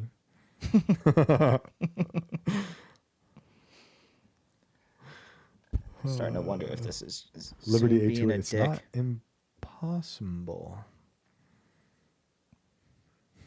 You guys are hilarious. Needed that. Needed these jokes in the chat. Scom KD said Unsolved Mysteries is lame. Man, don't even. That show was like the best ever. So scary. Arthur, you with Hey us? guys, am I on? Yo, How are you? we're good. How are you? Not bad, not bad. Yeah. Welcome to the show. Oh, thanks. Thought the snake killer better call in today. Yes, we've but heard yeah. from you before, correct? Yeah, the one from Australia. He is Arthur is the one that actually the one called out who Snake. outed Snake's identity to us. Oh, right. Right. Yep. Well done, That's the sir. one. Well done. Thank you. But no, firstly, I just wanted to apologise for the Aussie that was on Timcast today. Bogan. But what can I say? No, we but yeah, love no, we I love just you thought I'd guys. call We in. love you guys. He was a nice dude. I met him for just a minute. He was cool. We were talking about Pokemon cards of all random things. He's young. Yeah. Yeah. He's real young. But But yeah, we yeah, had no, I fun. just thought I'd call in with some of the stories that are going on. Yeah. Probably like UFOs, Yep. UAPs, whatever you want to call them. Yeah. I can go with that, or I can go, the shadows, demonic stuff, whatever you want to do. Let's do UFOs since we're space centric right now. We're half space assed right now, so yeah, Yeah. let's do it. Yeah. No, well, when you were talking about what you experienced at the end of the week, that I kind of even put it in the chat there that, Tim's saying about it being farmer drones, Yep. that I kind of said, well, did I have farmer drones over Sydney in Australia in the suburbs? Because there's no farms around here, Right. but I see them continuously. They kind of like grouping together, and then they just do like little short bursts, move away kind of thing, stop. Yeah, we And then- didn't see them grouped together, but we did see a lot of that short burst stuff happening. Like every few seconds, they would just do some random ass maneuver, and it looked Yeah. crazy. And with the grouping, like I don't mean like they come together, Voltron style kind of thing. Yeah, yeah. But yeah, they kind of move and in closer together, and then just you'll see a couple just kind of do this short burst, and they kind of move away, and then stop. And that's what I mean. Like we don't know farms around here. Like I'm in the Sydney suburb kind of areas that How high up are Yeah, they? but- Do you think? quite high. Like Yeah, right? stars look like they're bigger at times. You know what I mean? That's exactly what we Um, saw. And Seriously. it's like, yeah, I kind of look at them thinking they're not aircraft, definitely not drones at that height. That was the so, first thing yeah, we what are said they? is, dude, that the height that they are. Like we're watching with, it looks like they're flying higher than some of the planes that are coming past us, and it's hard Oh, to see with the depth definitely. perception. But They were really high. Yeah, what do you? no, I looked at them at times and kind of thought, like, yeah, are they satellites or something? But then it's like they're not. There's not going to be 5-6 satellites kind of thing together. What do you think and they're doing? The movements they are. Sorry, What do you think these things are doing? no clue. They're just out there, and just their movements, that short, burst kind of thing that you kind of just stand there like thinking, what is going on? Like, Right. what is it? Like what needs to move like that erratically? Exactly. Every few Yeah. seconds. And we're talking again, we saw ours at 12:30, 1 o'clock in the morning over here. So it's pitch black dark. They're spanned out maybe a mile apart, Yep. hovering in kind of a large circle, almost like rectangle-ish formation, but they're all seemingly at the same elevation. And every now and then they just start flipping around all crazy for like 3 seconds, and then they go right back to their center point. It's weird how the Yeah, movement exactly. made no They sense. do. They move back. The movement made into that no position. sense. Completely erratic, but it was repeating the erratic movement. That was the part that we couldn't wrap our heads around, is why the hell does a drone, even an automated flight, need to do something like that every few seconds? and it was There's- impossible. You tried taking the video, like it doesn't really. It like, wasn't show like up. a windy night or anything, so I can't see it being crazy stabilization. But then again, at that height, from what we saw, I mean, it gets pretty windy up there. Yeah. Between here and 6,000 feet, I want to say. Right. Usually, you get above the clouds and you're good, but Man, that was weird. Yeah, I don't know, No, man. well, and the other thing is that I've been seeing these for years. Like even as a kid, was seeing these. This was before drones and all that were made public. You know, Interesting. Interesting. but I've got two other little ones. You know, kind of quick ones. Sweet. Yeah, sure. Again, I kind of mentioned them in the chat on the Rumble chat. Don't use the YouTube. But yeah, back in 1986, Halley's Comet. Mm-hmm. The last time, yeah, Halley's Comet was around. I was out in the country. Actually, when I called in last time about that Aboriginal elder Yeah. that was just there, you know, up at Moree, up at the same place. And my grandfather had a pretty powerful telescope. We kind of, as in my cousins, you know, I kind of always said that he worked with NASA or something because of the technology he had, but also NASA documents. That we think he was involved somehow. But we're watching Halley's Comet, checking it out through a telescope and that. And where the tail was, at one stage, this little tiny speck just shot upwards and just froze. And then all of a sudden took off in front of the comet itself. You could see it flying off. And then again, just stopped. And the comet kind of caught up to where it was. Whoa. And then it just ducked down into the tail.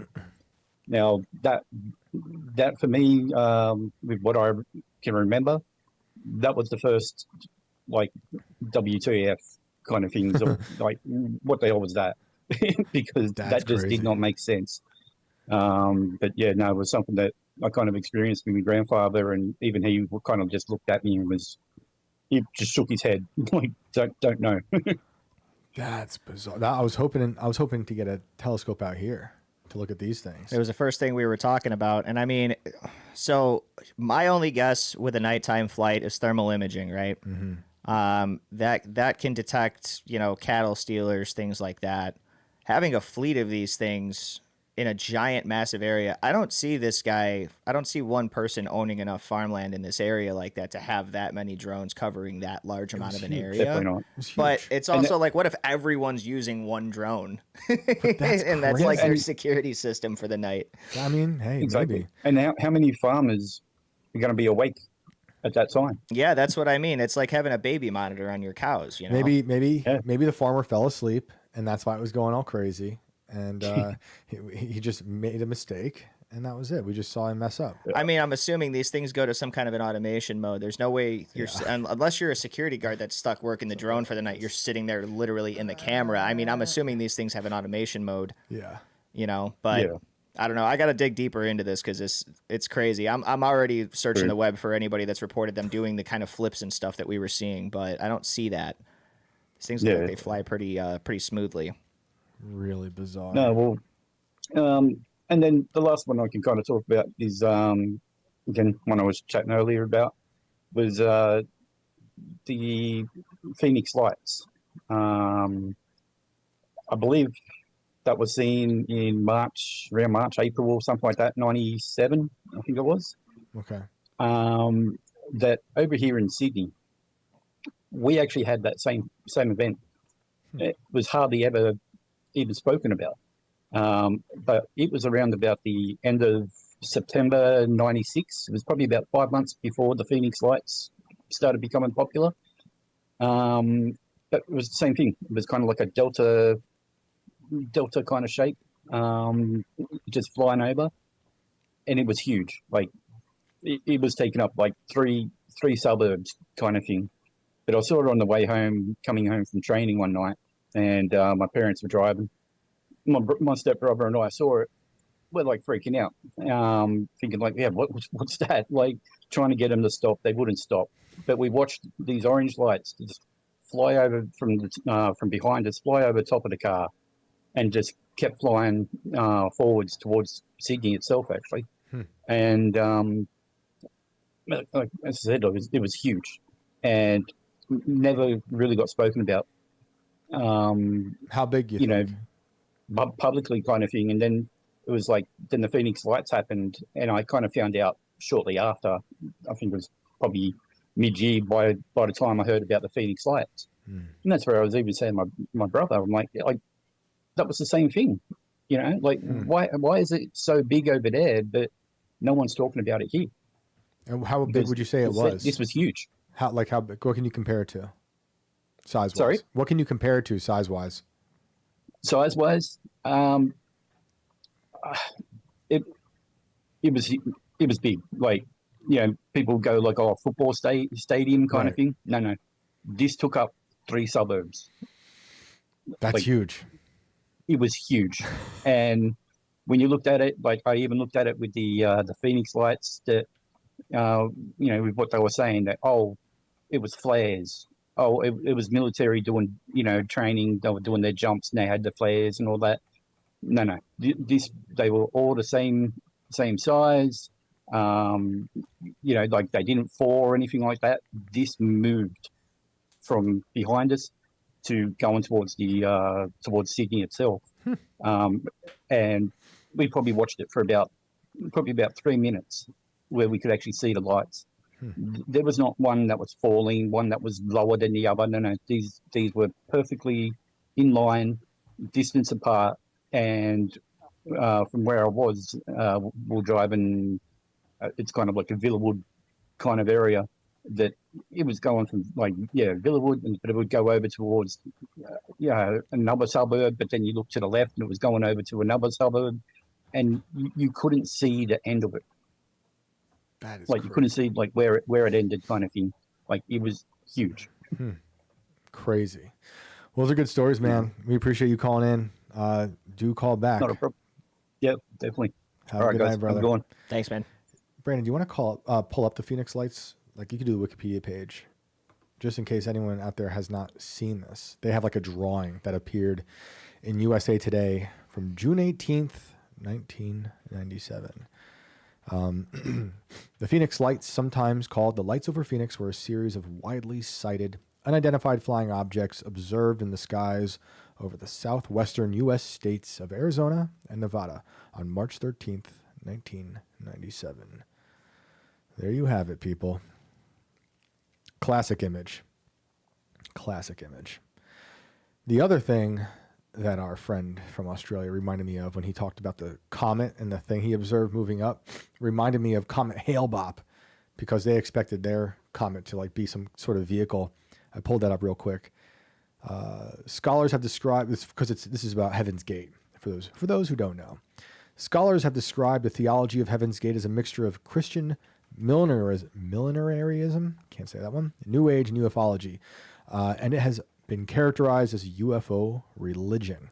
The central belief of the group was the followers could transform themselves into immortal extraterrestrial beings by rejecting their human nature, and they would ascend to heaven, referred to as the next level or the evolutionary level above human.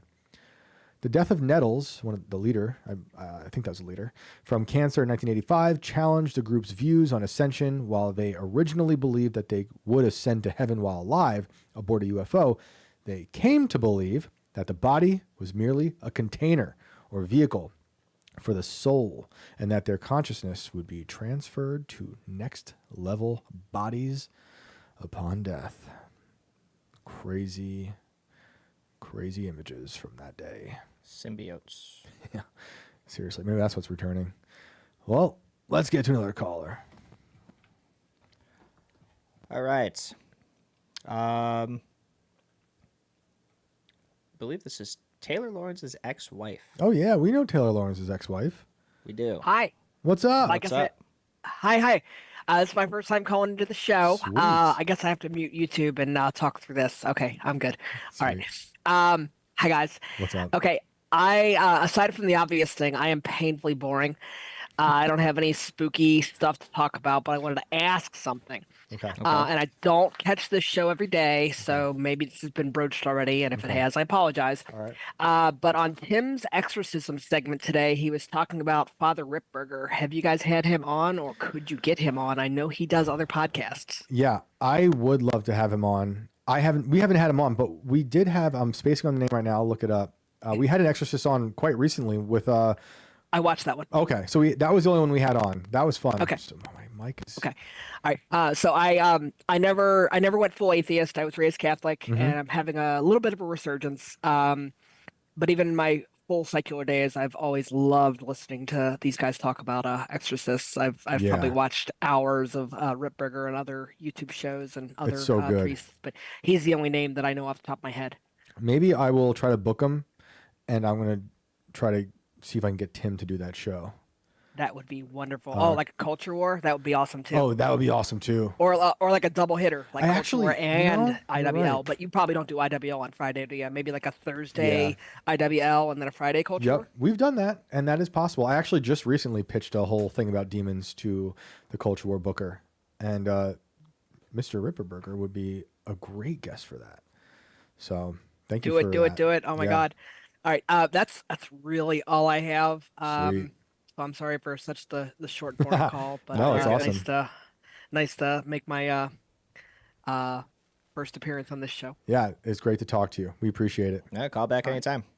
Will do. See you guys. Have a See good ya. night. Bye. That was Taylor Lorenz's ex-wife, right? Am I saying it right? Lorenz's? Taylor Lorenz? I don't know. Lorenz's? I don't know. Lorenzo Lamas. I don't know why I just thought of that. She dude's always name. wears a mask, you know. Yep. She always wears a mask. I got a lot of hate because I left a comment on Adam Friedland's Instagram about when Taylor Lorenz was on and she didn't have a mask on. I was like, oh, wow, she showed up and only wearing one mask. Her terrible human mask. I met her in person, and it was terrifying. you were terrified. She's scary. I've met Taylor multiple times. She was actually pretty nice. She just weirds me out. I go to culture war shows usually. Oh, not that Taylor. Not this Taylor. I'm talking about real Taylor Lorenz. Yeah, actual. Actual Taylor. No, not this Taylor that just called. I'm Well, talking no, about, that's. I don't even think their name is Taylor. Yeah, it's just I'm talking about part real of that joke. real world Taylor Lorenz, the journalist who praises Luigi Mangione and wears like 3 COVID masks everywhere she goes. Ah, She's scary. 3 masks. That's pretty intense. She's scary. Triple protection. No one ever cared for me until I put on the mask. All right. So, in interest of fairness, we were successful with this one time earlier. Let's see if I can pull Steph back in here, and we'll see if hopefully she doesn't get like exploded again. I don't know what the hell happened last time. Everything else has been working though, so I don't think it's us. My goodness. Although I was starting to get a little suspicious a little while ago. Ah, this looks like the same song and dance. We'll give it a second though. Sometimes it just takes a little while to get through the portal, to get to the show. Steph, I got you in here, but I don't see a microphone for you. There we go. Can you hear us? Testing 1, 2, 3. We got you. Yeah, welcome to the show. You can hear us? Me? Yeah. Yep. Can you hear me? Oh, good. I was just wondering if you, Shane and Brandon, if you are incredulous about the moon landing. Do you think that it was just a Stanley Kubrick TV show? I don't think it happened. Okay, no, look, this is how I really feel. There's something up there, and we might have went. What we saw is not the real landing, and I don't know if we know what the moon really is, but there is something there. I don't know what it is. I don't think anyone does. I don't think they're telling us what it is. But yeah, what we saw, not real. That's my take. Brandon? I mean, I think it's real. I think it's there. I think it's a giant rock. What? It's been hit by other rocks over a course of tons and tons of amount of time. What? I've seen a lot of conspiratorial Where? whatnot and jibber Where'd jabber you see come from that? certain places. Not Maybe even in this room. for But me. yeah, for me, I think I don't know if we've set foot. I haven't seen a Google map there yet showing me the flag, posted on, whatever street they've got up there now, or Fraumora Highlands, any of that stuff. But I do believe that we've messed with it. Didn't you check out the street view? That's what I mean. I feel like if we'd been there, there would be a stupid little Google car already up there just driving around in circles, mapping every inch of it, and we'd be able to look it up. So Man, until that you'd be happens, able I to don't know. you'd be able to see the McDonald's up there. Yeah, There's some absolutely. McDonald's there for sure. You Yep. know? Yeah, there's a And Citgo up there's there. a Coke bottle too. There's got to be a Coke bottle up there. It's the last stop before Mars. So That's what the you know. MTV flag is, right? The VMA's flag. That's the only thing I see. It's kind of moonish. There's an Did they actual- send Anyway, that? there's- They send that up there too? Yeah, yeah. And Elon has a convertible up there as well.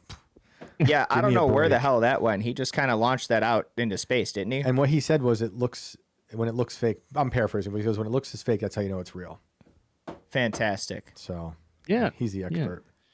Anyway, I'm an old geezer, and I lived through that time, and I totally believe it, and I think there was nobody that questioned it at the time. Like nobody, Yeah. everybody bought it totally, and you know. So I have a young friend. He's got to be like 36 or 35, and he doesn't believe it. He's an intelligent guy. He's very intelligent. He graduated in mathematics from the Sorbonne. And we were having lunch and here in Toronto, and he said, "No, I don't think we landed on the moon. I think the whole thing was just a Stanley Kubrick TV show."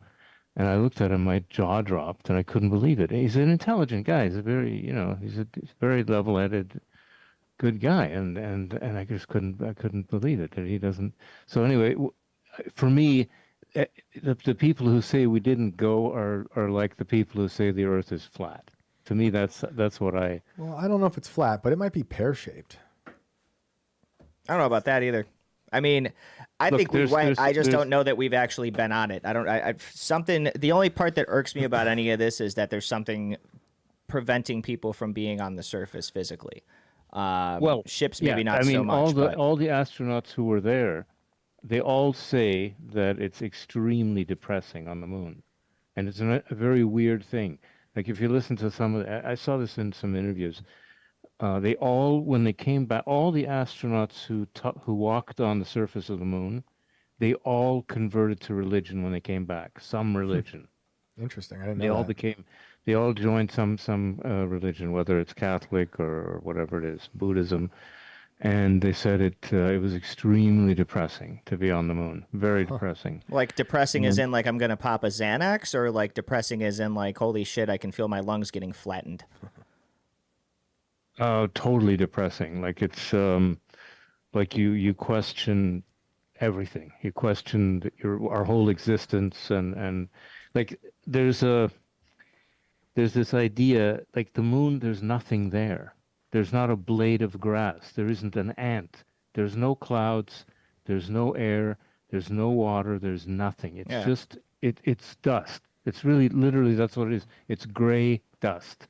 There's no, I mean, underground probably, like they have some minerals. I mean, but when you're on the surface, the astronauts said that you feel like you're at the bottom of the deepest hole you can imagine, and you don't know if you're going to be able to get out. You basically just described Arizona, and people are still living there. So Well, yeah, but Arizona has little things like crabs walking around. There's little insects and stuff, and yeah, snakes no, and, there's definitely no something life up there. right? Yeah, And you look in the sky and you can see clouds, you can see a blue sky, so it's not the same thing. The moon is like totally dead. It's absolutely dead. And these guys were overwhelmed by this really, really powerful feeling of depression. And so, like I said, when they all came back, they had to join some religion. But the other thing is, the reason why, or one of the things that I thought of to try and, convince people is the whole reason for going to the moon was it was a space race. The Americans were racing against the Russians to see who can get to the moon first. right. Because the moon was considered to be a giant weapons platform. Whoever can get on the moon can put ICBMs up there and just drop them down onto whatever target they want to drop them down to.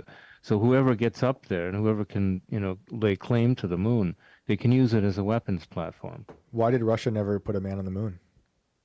Because they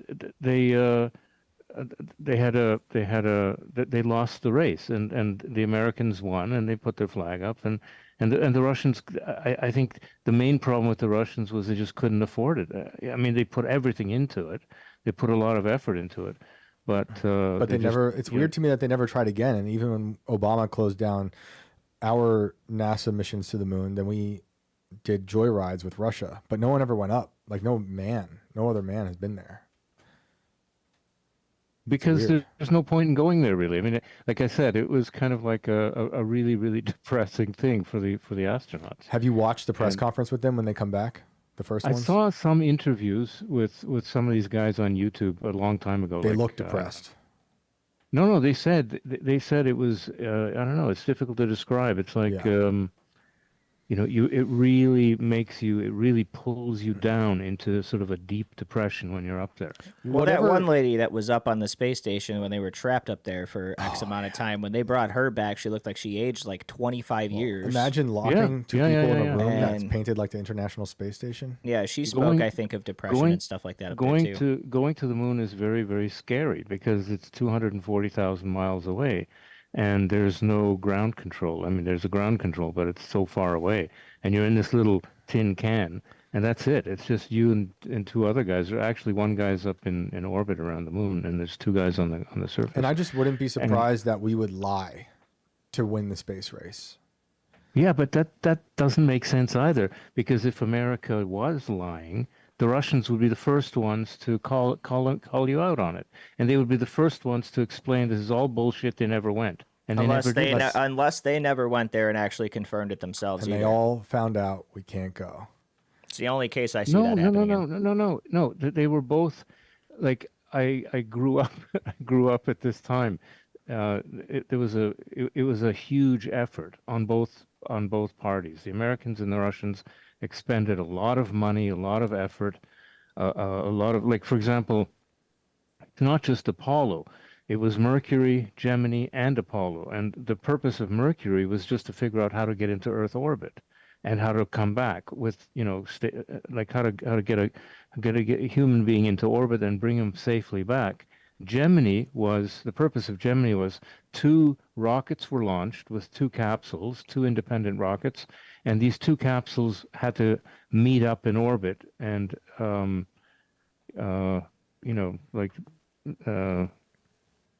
they can go from one capsule to the other, because they had to find each other in orbit, because it was part of the lunar orbit insertion concept.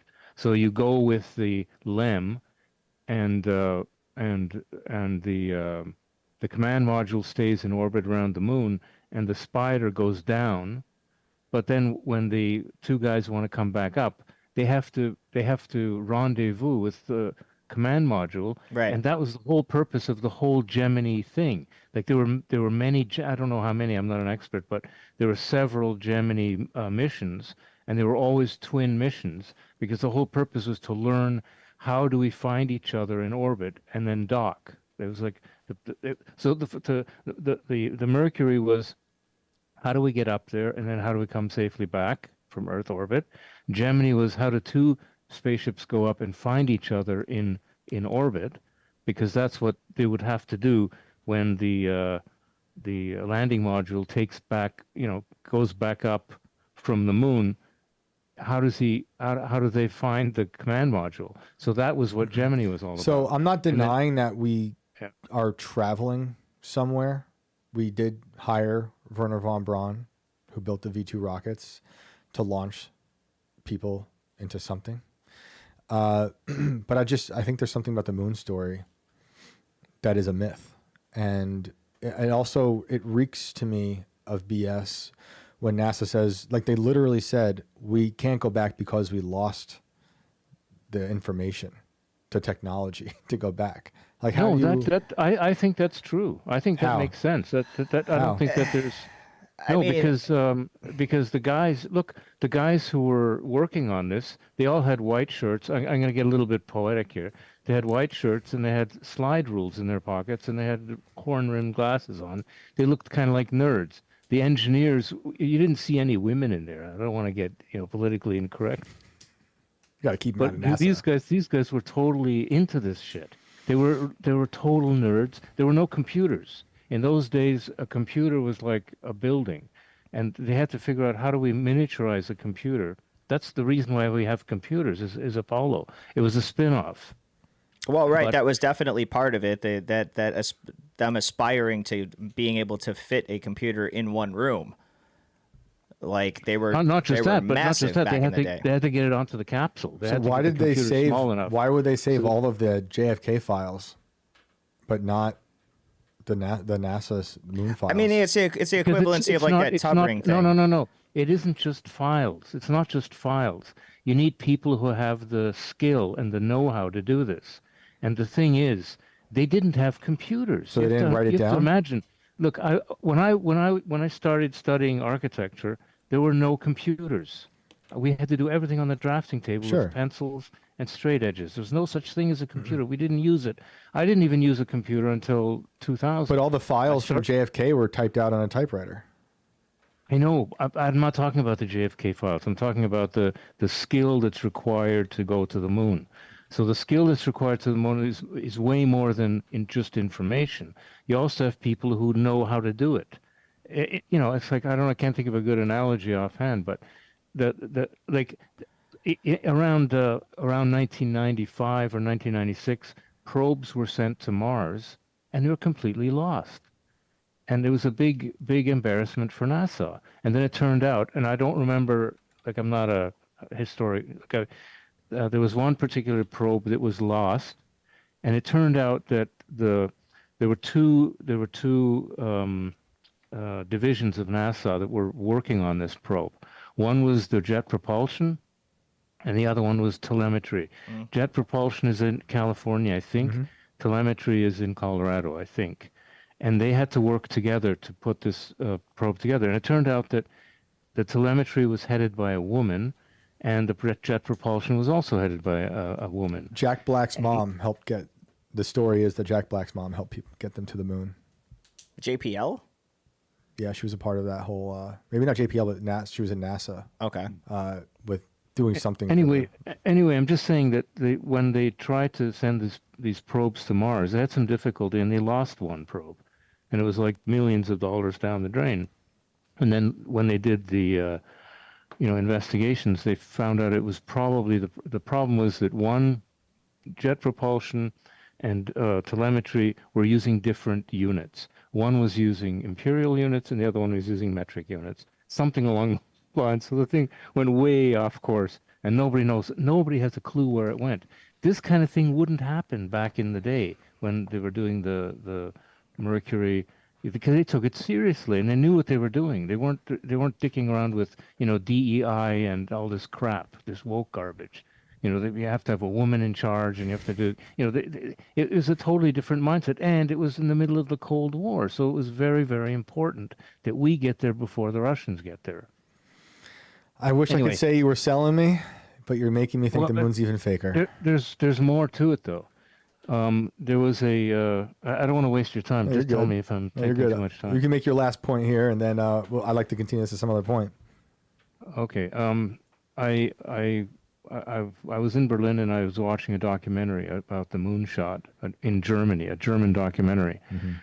And they said that the German engineers and the American engineers had a huge fight, like not fist fight, but they were yelling at each other. Okay. Because Werner von Braun he didn't want the lunar insertion, the lunar orbit insertion, the LOI concept. He thought it was really, really bad. It was too dangerous because he thought the astronauts didn't have the skill to be able to come back safely.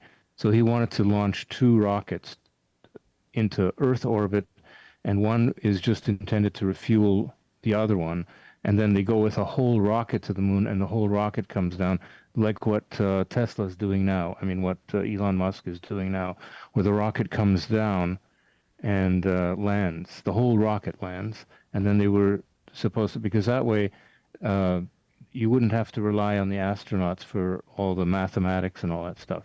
And in those days, the computer was a relatively new thing. Anyway, there was a big. It's something that I never saw here in North America, but in Germany it was like a big deal, and it showed a whole side to this that we never saw here. Our media didn't tell us about this. This argument between the Germans and the Americans. The Americans wanted the LOI concept. Werner von Braun wanted the whole rocket to land on the moon. And there was a big argument about it. They were fighting about it, and they illustrated this clearly on this documentary. And it's another. And Werner von Braun, his whole thing, the reason why he's a genius is because he had the idea to put a water pump inside the V2 rocket to increase the thrust of the fuel going into the combustion chamber to get enough thrust to get the thing to go into orbit. And nobody thought of that before. And he had the idea to use a water pump from a fire truck. So he got a company in Germany that specialized in water pumps, and they designed a custom water pump, but not for water, but to use for the liquid oxygen and the fuel. Yeah, Werner von Braun was pretty wild. I'm just saying, there's all kinds of elaborate things going on here. This wasn't a Stanley Kubrick thing. I mean, it was, anyway. Okay, I can't agree to disagree. But I love this conversation. I love the conversation. I appreciate you sharing that with us, and feel free to call back anytime. Okay. Have a good one. Thanks, man. I welcome all of your moon propaganda. I saw this comment. Where did it go? Alex Robinson. Didn't Alex Jones say he talked to someone and we went to the moon and they were aliens? I don't know about the aliens part, but Alex told me in that story I wrote about him that according to his sources at NASA, we went to the moon, but they didn't film it. And they didn't film it because, this is his sentence, the moon is a graveyard and it's all littered with bodies of dead astronauts. And so he, according to him, that's what he heard it from NASA. They went, they landed, a lot of dead astronauts, and that's it. So what they showed us was fake, and that's his take on it. So take that however you want. You remember when Heineken wanted to advertise on the moon? Did they really?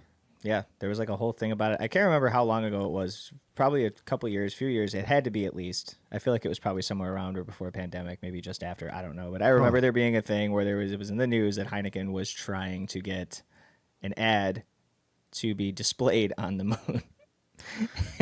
And I'm surprised it hasn't happened already. I honestly thought it was going to happen, and I'm like, how the hell do you put it? We don't. Here's the thing: it's not like we've colonized this place. As far as we know, as far as we know. But you would think that's a major win for a country if they can say we colonized the moon. Yeah. Right.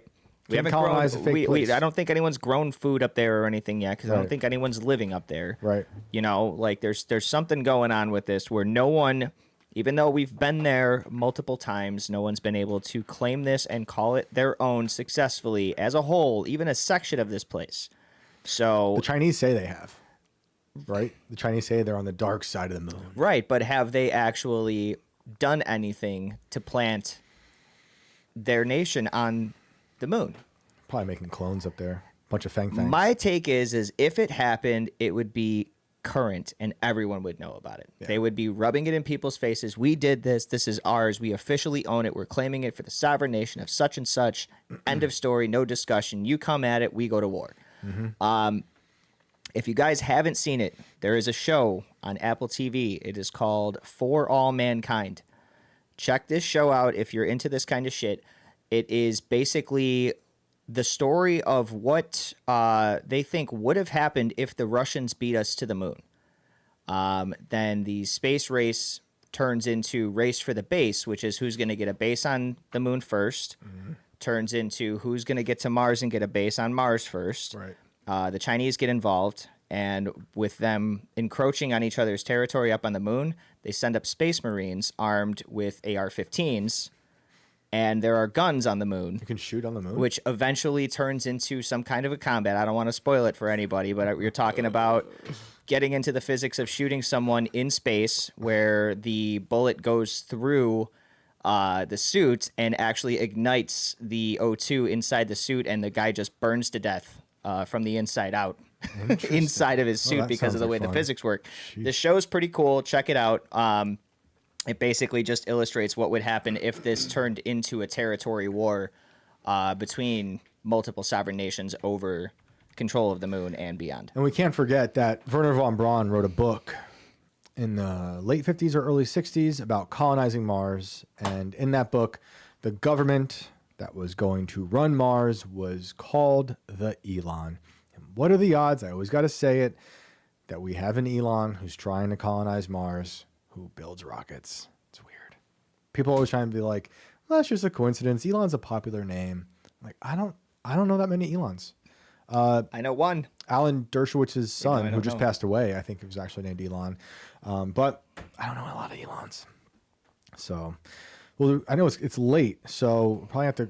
We got about 6 minutes. I mean, is there anything? I'm looking to see what else is. I don't want to make them have a short call. I feel like there's something that we missed that did not get addressed, but I lost some of the stuff that I had pinned. It's all good. We did get a strike on one of our recent episodes for playing that wonderful song. Oh, that's because you wanted I had to hear it. You guys, if you guys remember watching that episode, Shane needed to hear the music. I had to hear it. On that. So it's gone. I'm calling it fake. Green screened ass Asian lady dancing in front of what was supposedly a military coup in the background. Shane needed the music, said it would make everybody's day better, and that episode actually ended up getting demonetized by YouTube. So we had to have the great Alex Ayala go in there and fix that up and get it back up there. Sorry, for Alex. us. Thank you, Alex. I want to hear that song. I did have a few other articles that are kind of connected to what's going on with Charlie Kirk that I thought were interesting. I meant to bring up earlier, but I wanted to kind of go into some other topics. But I do find these interesting. This one's from the Gateway Pundit. Cassandra McDonald wrote this one, and I think this is from earlier today. Breaking. FBI investigating social media accounts that seemingly knew in advance about plan to assassinate Charlie Kirk as first reported at the Gateway Pundit. So she was covering that like as early as last Thursday. And that really goes into what I'm talking about with this idea of a terror cell and this being more of a bigger network and a bigger plot, which is really alarming. I obviously wish it never happened. And thinking of it just being one person, it almost feels like, oh, thankfully it's just one crazy person. Unfortunately, I do think there's a much bigger plot afoot. I think that brought up those on IRL earlier, and I also did mention this, but I wanted to say it again. We actually did this on IRL, but FBI nabs 2 men for allegedly placing incendiary device under Fox affiliate news vehicle. That's crazy. Yeah, I saw that. That was also in Utah, if I'm not mistaken. Yeah. What the fuck is going on with Utah lately? Dude, like, are you ready? You ready for this one then? Let me find the other one. This might also be from Cassandra at the Gateway Pundit. Yeah. She says in her headline, what's going on in Utah? Another trans killer, Mia Bailey, slayed parents last year and was arrested in St. George just minutes from Charlie Kirk assassin Tyler Robinson's home with trans boyfriend. What? In a shocking coincidence, transgender double murderer, Mia Bailey, lived in Washington City and was arrested in nearby St. George just minutes away from the residence shared by Tyler Robinson. That's weird. I do think there's a lot of radicalizing on these weird chat rooms. I recommend everyone going back and listening to our episodes with BX. We've gone pretty deep into this world that she's uncovered. I also want to say, a lot of people are saying this suspect is one way. There is a lot of articles out there that people keep ignoring, and I don't know if it's real or not, but they're in a lot of different websites, and they're claiming this is the grandmother, and the grandmother says that she doubts he had anything to do with it, never held a gun, never had a gun, but then you find pictures of him with a giant gun that looks like it's at a museum or something. But I just want to put that out there. Like, there's so much information, this distortion, and the grandma is saying that. Meanwhile, like, the so-called neighbor is saying other things. This person who knew him in school way back when saying he was a quiet and weird person. That's what his coworkers were saying. It's just weird. He also did say, I thought this was weird since we had a caller once call in about a doppelganger, that he was joking about his doppelganger carrying out this assassination. After Kirk's killing, suspect joked that his doppelganger did it. Yeah, I saw that. Insane. Who knows? The bragging on the Discord, all of that stuff. Yeah. The DNA found on the towel. Yep. More information come to light. Apparently, he's not cooperating, but his roommate, is that was transitioning, apparently is cooperating. Tim was saying that there's a conspiracy theory out there that I had not heard until Tim said it on the show, that they think the roommate's the killer. Yeah, and that he was sent out to cover this up. Look, I'm willing to entertain any theory. Any other country, this country, governments. Like, I am not ruling. I'm sorry, I hit the microphone and I'm destroying it right now. We gotta get to the theory of what the hell's going on with that microphone. That's the real conspiracy tonight. I am open to any answer right now, and I think we have to be. I mean, yeah, like I'm definitely down to give everything its day in court at this point, because I don't think there's anything. We're getting to a point where everything is being considered, right down from where the initial shot took place. I'm hearing now people think that there was a second shot that took place that came from behind him. There's conspiracies about the numbers on the hats. Yeah, I mean, I think revolving around the number 33. I mean, it just keeps going and going and going. I mean, we've had, I think it might have been Paranoid American on here. We were talking about a lot of Freemasonry stuff and the number 33. That was a fun episode. We talked about adrenochrome, so check that one out. But the 30, once I heard Cash say 33, I'm like, oh boy, here we go with all the theories. Because he said it took him 36 hours. No, sorry, 33 hours. And I'm like, oh boy. But the videos, I think, of the guys doing the things with the hat, looks like they're doing call signals. I don't know if that's real. I mean, it seems to like it happened, but I don't know if that's part of it. The shooting from the back doesn't make much sense because it was covered. But I am not ruling out anything. I really don't think we can. After all of the things we've seen in this country over the past half century, I can't just immediately go and say case closed. I'm reserving judgment, and I am furious, and I am disgusted by so many things. But I'm open to hearing out all the things that we find out. That's why I'm really praying that nothing happens to this kid. I just don't want us looking in so many directions that we look away from the one that matters, which is just that this shit needs to stop. Yeah. And that it shouldn't have happened in the first place. That's exactly how I feel. Like, a part of me also feels like this is something that's allowed to happen. When I'm talking about Butler, it makes no sense. Why didn't they fly drones beforehand? Why aren't they checking out these roofs? Where I grew up in this town of Highland Falls, it's right next to West Point. It's a military academy. Every 2 or 4 years, the president or vice president goes and speaks at their graduation. When they come into town, both towns lock down. I mean, you can't get around. Well, you remember after 9/11 how crazy shit got at the airport. Oh yeah, everywhere. Yeah. I can tell you right now, after the undersight of the way that was managed, that anytime we have anything similar to this happening in the future, it is going to be blown out of proportion security-wise, at least for the foreseeable future. Maybe it takes another leg down again, Airport 20 years later is like, okay, you can keep your shoes on, but then they're like, other ones are like, hey, take your shoes off and get 360 scanned every single time you come through here. Like, some people are more lenient, some people aren't playing games at all. I have noticed that at airports. Yeah. Some don't. You don't need to take some your do, computer some don't. out. Yeah. Sometimes they're just like, yeah, just go through. Like, it's I don't know. It's getting back to kind of the days before, but I don't think it'll ever really be the same. I think if we ever have anything like this happen again, there's going to be definitely increased security. They're going to be looking for stuff like this. Yep. And we have reports that people had prior knowledge to 9/11. We had reports that they might have had prior knowledge to Pearl Harbor.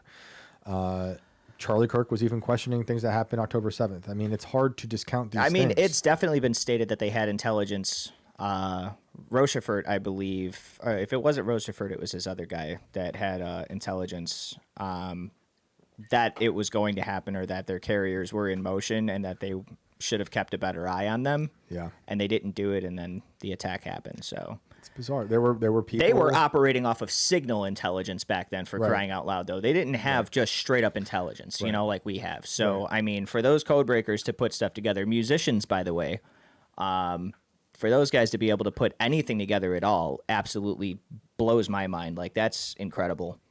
Yeah, it's wild.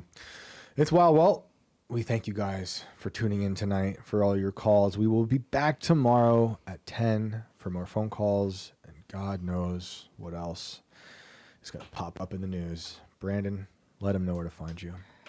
You guys can find me, as always, at Brando Inverted on Insta and on Twix. Thank you so much to our callers and to all of you guys hanging out with us tonight. We appreciate it. Again, if you were still in the lobby and we didn't get to your call tonight, I got you written down on the pad. Call back tomorrow if you want, or the day after, or on Thursday, and I will do my best to get you on the show to make up for it. Thank you guys once again. Again, don't forget to like, subscribe, comment, share everything on the show with your friends and all that good stuff. And don't forget to stay weird. I will see you guys tomorrow. Shane, get us out of here. Maybe we're about to see more drones outside. If we do, we'll tell you about it. Maybe I'll catch one. Maybe I'll do to a drone what I just did to a wasp in this room. Well, thank you guys for joining us. Always a pleasure. Hope you have a great night. We'll see you tomorrow.